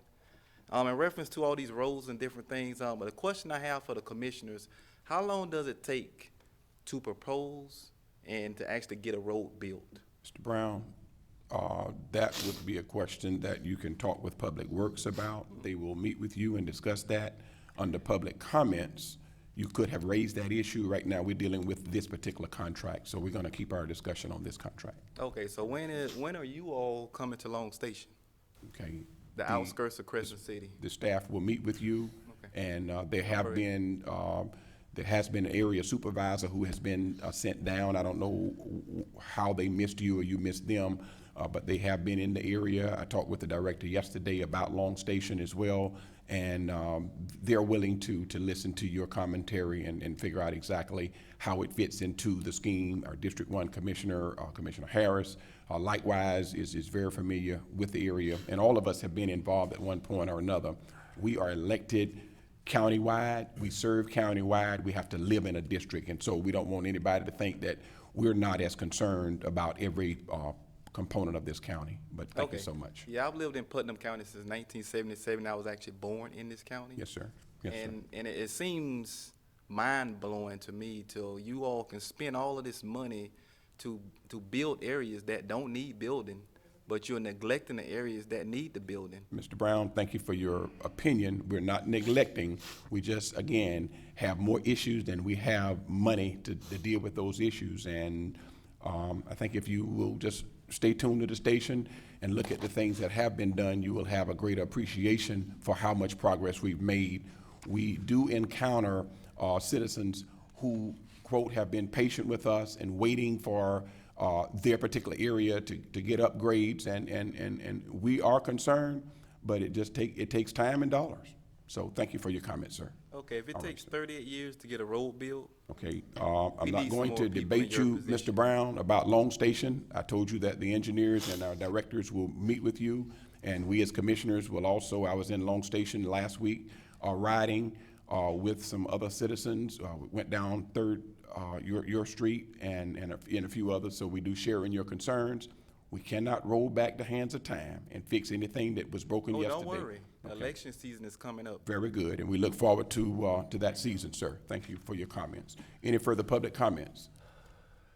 Okay, we will close public comments. Commissioners, you have from the Public Works Department a recommendation for board approval for the contract to the local preference bidder, North Florida Emulsions, in the amount of $1,645,418.85. And the funding is provided through the Public Works allocation of the Better Place Plan funds for the Dirt to Pave project. What is the pleasure of this commission? So move approval, Mr. Chairman. Have a proper motion and a second. Further discussion. District 5? Yes. District 4? Yes. District 2? Yes. District 1? Yes. District 3? Yes. Motion unanimous. Thank you very kindly for your presentation. This time, we will go to item 11, code enforcement. Mr. John Salmons is prepared to present 11A first, fine reduction request, case number 2011-0452, Joseph and Rosemary Agius. And then B is fine reduction request, case number 2007-01596, Jobed Investments LLC. Good afternoon, Mr. Salmons. Good afternoon. This property was first seen on July 22nd, 2011. There was an unsafe mobile home on the property. Notice of hearing and violation were sent out on December 8th, 2011. The case went before the special magistrate on January 19th, 2012. He found the property to be in violation. Gave the owner until April 3rd, 2012 to bring the property into compliance, or a $25 a day fine would commence. $100 administrative fee was also charged. Demolition was pulled on April 4th, 2012, but the work was not completed until July 20th of 2012. The fine was not paid, so the case remained open. On July 29, 2015, J.J. Gullett requested a fine reduction hearing for the owners. Special magistrate heard the request for a fine reduction on September 18, 2015, and he recommended that the county accept $800 in this case in lieu of $2,775 fine if it was paid within 60 days of the board action for the reason given.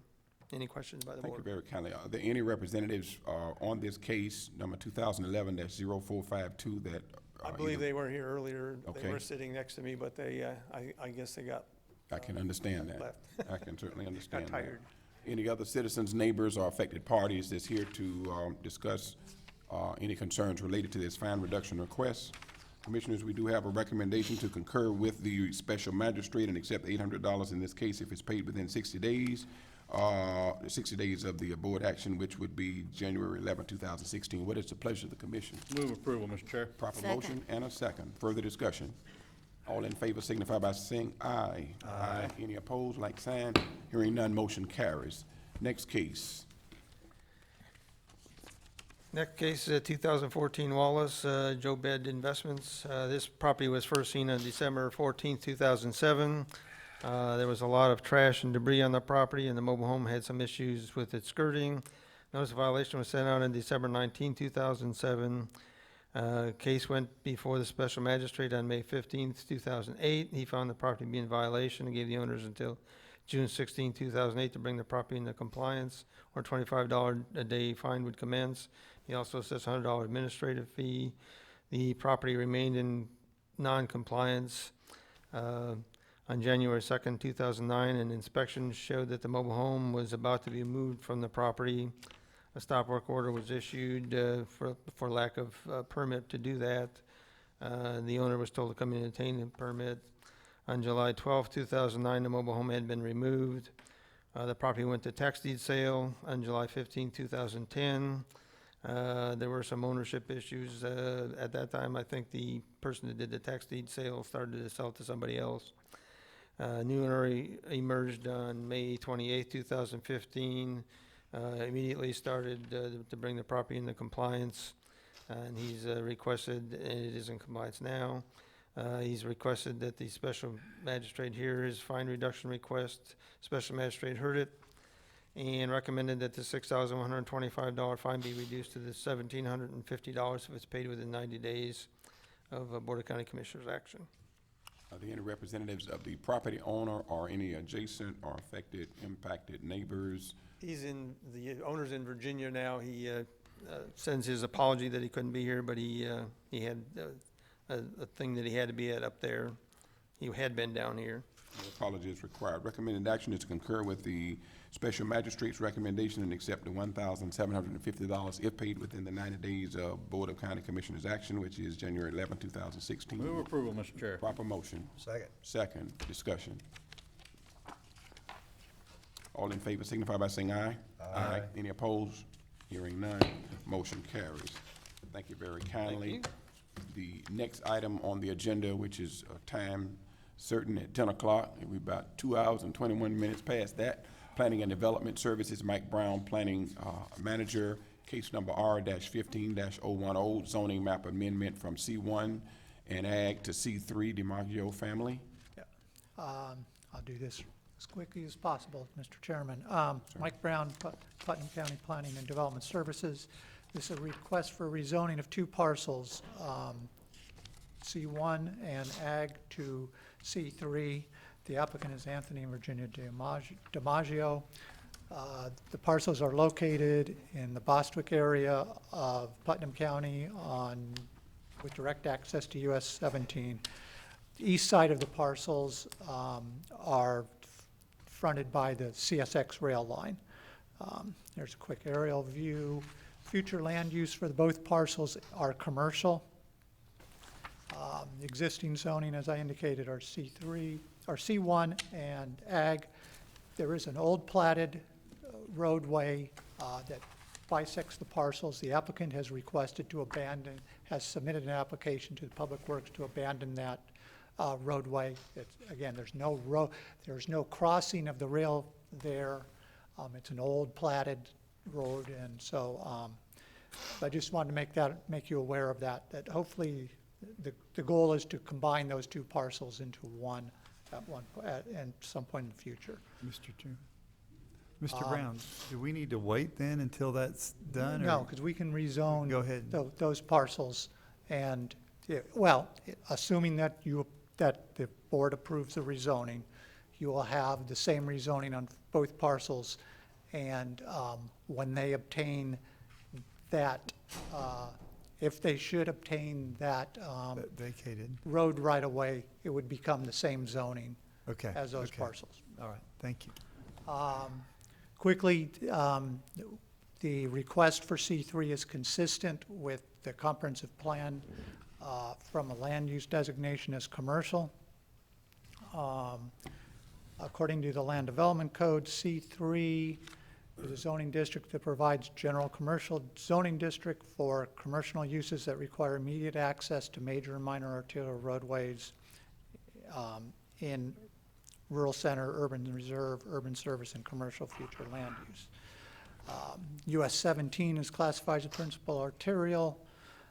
US 17, based on the 2015 traffic counts, is operating acceptably with a volume to capacity ratio of 0.15. When it hits 1, there's a problem, so we've got more than adequate capacity on 17. The parcels meet access requirements with the direct access to 17, no additional residential, no increase in traffic through the residential neighborhood. There are no flood hazards or wetlands on the site, and again, it's backed by on the east side by CSX rail line, which sort of provides a buffer between the residents that are on east of the CSX rail line. The proposed rezoning is consistent with the goals, policies, objectives, and the future land use designation in the comprehensive plan. It's compatible with the existing and adjacent uses. The rezoning is consistent with the locational requirements of the C3 zoning, and the Planning Commission recommended approval unanimously at their meeting. So recommendation is that Planning Commission staff recommends approval of the proposed zoning map amendment for R-15-010 from C1 commercial neighborhood and Ag to C3 commercial general. Thank you, Mr. questions Brown, of staff. for your presentation. This is a public hearing, and we do open the public hearing for the benefit of all that are here. I do know that the property owners are here.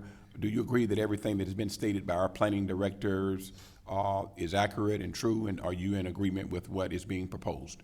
Yes, we are. Okay, thank you so much. Are there any other parties that are here that have any commentary in the favor of or against the recommendation that is before this commission?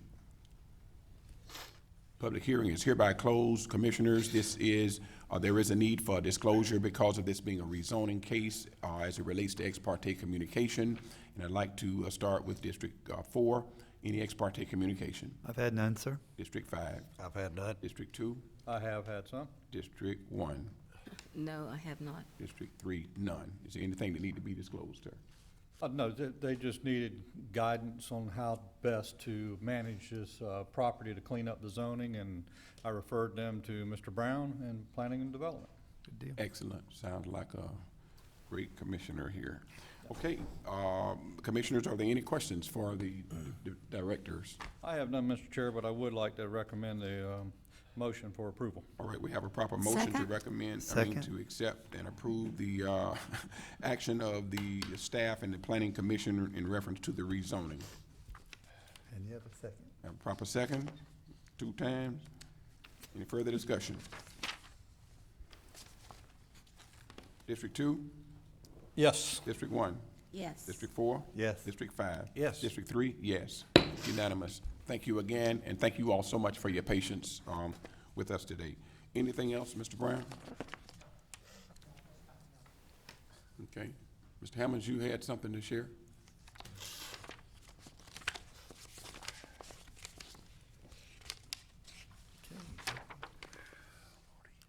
Okay, we will go to our county administrator, Mr. Rick Leary. You have some appointments, some announcements, some introductions. Well, I don't have anything beyond these various appointments that are listed in your agenda, Mr. Chairman. All right, Commissioner Lible. Yes. If you would kind of maybe give us some commentary on the Advisory Committee of Animal Services, and then we will hear from Ms. Weeks, who's filled out a comment card. Okay. Basically, what we did with the help of Planning and Development, well, they did it, not help, with the help of us. We cleaned up this committee to make it more in line with our other committees, where each of us elected officials have a representative, hopefully in the area of expertise, or can contribute something in the area of animal services to better improve our effort there and have more direct,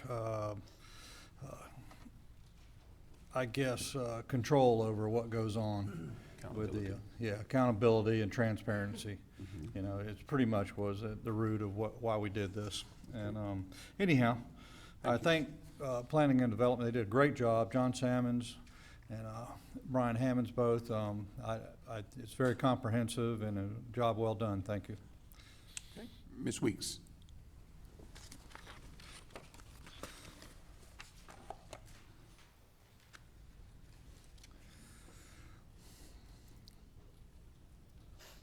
Yes. I came before this commission 6 months ago and asked that the current Animal Advisory Board be disbanded and that Commissioner Lible step down. After that, the following week, I spoke to Miss Ann Allen, and I had suggested that they have a representative of the 5 municipalities in the county, the mayor or his designee, a representative of law enforcement, also a vet, citizens at large, and a commissioner on the board. And I see this now that, and I'm trying to get some clarification on this. Are the actual appointments to be made today? They can be. Okay, so you've already picked the people. No, I don't pick anybody, and it's up to the board. That was planning and to make development that appointments. picked No, them? ma'am, if you look at what's before us here, it's a 9 appointments. All of those appointments. Yes. Each commissioner has the opportunity to select a person who resides in the respective districts. And then we have the veterinarian, animal behaviorist. Right. I farmer understand that knowledge. part. I'm All just of that is saying. there. So nothing has been done because it hasn't been done in this meeting. Okay, that's what I didn't understand, because when I went to the agenda packet, there was nothing in there about this. Because it basically is a new creation of a This committee. is the first, yeah. Exactly. So Okay. now that we know that we are approving, or we have authorized the formation of the committee, Mm-hmm. now we will, I'm sure, hear from citizens who have an interest or who meet one of the criteria here. Right. And then it will come in a public meeting just like this, at the end of the meeting, just like it is now, for us to name. Okay. Potentially. I do feel you are remiss in omitting a law enforcement, probably from PCSO, from the county. It's 4 appointments at large, and it certainly can include them. Oh, I thought that would include citizens or They are. such, well, no, I mean, give the opportunity for rescue groups, because they are crucial that we work with them. We certainly want a diverse group that is representative of the disciplines that will make this board very effective and efficient. Yes, Yes, because ma'am. that's what we need. That's Yes, what ma'am. it's all about. We agree. I was worried that by the commissioners picking, by the districts instead of a mayor of a municipality picking, there might be,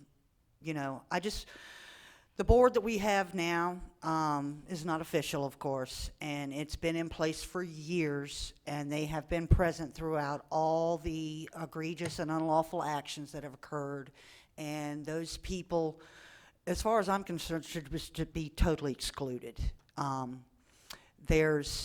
gone there to the meetings before, and that's why, I went to a meeting, for instance, one thing, and reminded them the statute about following up with spay and neuter procedures and the county's obligation in that. We came back the following month. They acted like they didn't know what I was talking about, and that's why I had to come before this board to address that, because this issue of just, putting a Band-Aid on it and saying, oh yeah, we're looking at this and we're gonna do this, it's not working. And we're at a critical point now, and also I should remind you that animals are a matter of public safety in this county. And there's an issue also with the employees of the facility. I spoke to you before in a meeting about one time that a prison trustee or a jail inmate trustee was left alone in the facility, things of that, today we're in the headlines again about the parvo issue. That's been oncoming for 7 weeks. And there's just a general failure. And, I can't put it all on planning and development, because they, that's not their specialty. They're thrust that last October. And they've always had to play catch up. But the problem was already so critical that we need to get rescue people that, vets, things like that are actually familiar with the animal problems in this county. And it differs. In the south end of the county, you have dog fighting. And, in Interlochen, it's a different issue. In Palaca, it's a different issue. So they all need to be addressed. And I'm just glad, I wasn't sure. That's why I wanted to question Mr. Leary about that, if these were to be the actual appointments, because we'd seen nothing about it until it appeared on the agenda. And like I said, there was nothing in the agenda packet about it. Nothing was done. It's Okay. for discussion. So Okay. thank you, Ms. Weeks. Thank you. Okay, are there any appointments to Affordable Housing, Better Place Plan, or Fishing Fund? I have none. Okay, item 14, County Attorney Stacy Manning, resolution authorizing eminent domain for sidewalk project on Moody Road. Mr. Manning. This item is somewhat self-explanatory. There's a need for some additional right-of-way for the sidewalk project along Moody Road. This is the Spells property.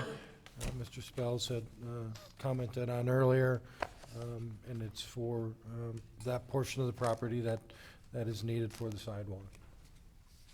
Okay. Any discussion from the general public on this item, resolution authorizing eminent domain?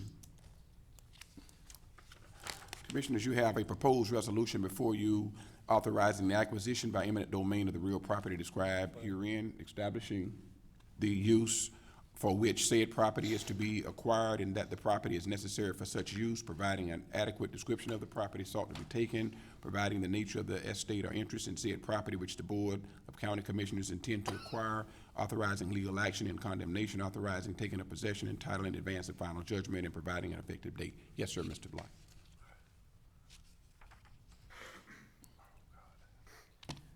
I just want to make sure that we have tried as much as we possibly can to work with the family that owns this property and make them an offer that's reasonable as compared to offers that were made to people in that same area for different property, and realize that when you take away that front half of that property, zoning would not allow for that property to be used for almost anything. Okay, at just that define point. half, Mr. Bly. The front edge of the property. You said front half. I want to make sure that the record shows that the only thing that the county is doing is protecting the public safety as well as protecting the property owners who are between that most dangerous section of Moody Road between State Road 20 and State Road 19. Our public works leaders, our administration, our legal department have met with every adjacent and affected property owner over the past few years, and we have pedestrian traffic that is in with the automotive traffic, and that equation is not working. And we have sought to use individuals who had relationships with the families so that it was a win-win situation for all concerned. And so I apologize if you are not aware of all of the attempts that Putnam County has invested into making this happen. And eminent domain is not anything that this commission takes for granted. It is a very last resort. As far as we're concerned, it's a no resort. We don't want to ever be put in these positions. However, when an individual decides, one single individual who has not over the years been the total owner, was just only a partner in the ownership, decides we're not participating, then the best public interest does take precedent, and that's why we're here. Mr. Chair. Commissioner Harris. I just wanted to say that the way eminent domain works is that it goes to the judge, and there's an appraisal, and the value is established in court. So they will get fair value for what it is. And it's only 9 feet on the drawing I'm looking at, so. And it also enhances the value of the property. Big time. I think it does. Mr. Chairman? Mr. Chairman, okay. If the board authorizes this, one of the first steps will be an official offer letter that will be 2 to 3 times the appraisal we get from the property appraiser's office. Thank you. Which is way more than fair. Is John aware of this? Has Yes. anyone? Oh, yes. Yes, sir. This is not new. I understand Trust it's me. not new business. Yes, sir. I just wanted to make sure that the county's done everything they can to We work do, this out. and we take pride in doing so. All right, Mr. thank you. Chairman. Yes, sir. And Mr. Bly, I've even reached out and offered to facilitate a meeting, but to no response. So I've done that. And I'm sure other people before me have done that, so, you know. All right. Well, I thank you for all your hard work. All right. And I'd like to add one more thing if I could. At the, just a few blocks away on Moody Road, we're about to have a project completed. It's a senior living facility, and primarily those people are pedestrians, and their shopping facilities are in that corridor. And taken in the age and the fast-moving traffic through there, it's a bottleneck. The design was never good. It should have been It should have been addressed done when with it. Walmart moved into the neighborhood, but it wasn't. Don't want to go there.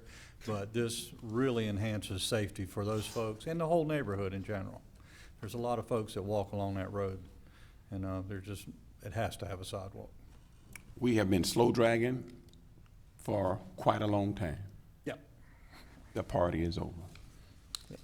Okay, commissioners, any other? Mr. Bly, any further questions, sir? Any other commissioner deliberations, discussions? Okay, you have a resolution before you. Your pleasure. Move approval, Mr. Chair. Proper motion and a second for the approval of authorizing this resolution on the eminent domain case. We've had time to consider. District 4. Yes. District 2. Yes. District 1. Yes. District 5. Yes. District 3. Yes. Motion carries. Anything else from the county attorney's office? Nothing further. Okay. Hear two voices. That's good for the interim, right? Clerk of Court, the Honorable Tim Smith. Thank you, Mr. Chairman. I won't take long, but I was at a clerk's meeting last week in Orlando, and the discussion came up, and I wanted to mention this for Mr. Manning, that there are some efforts being proposed around the state to allow non-charter counties to delegate their signature authority from the board to county staff members to execute contracts. And that really raises a lot of red flags for the comptroller, part of what we do as a check and balance.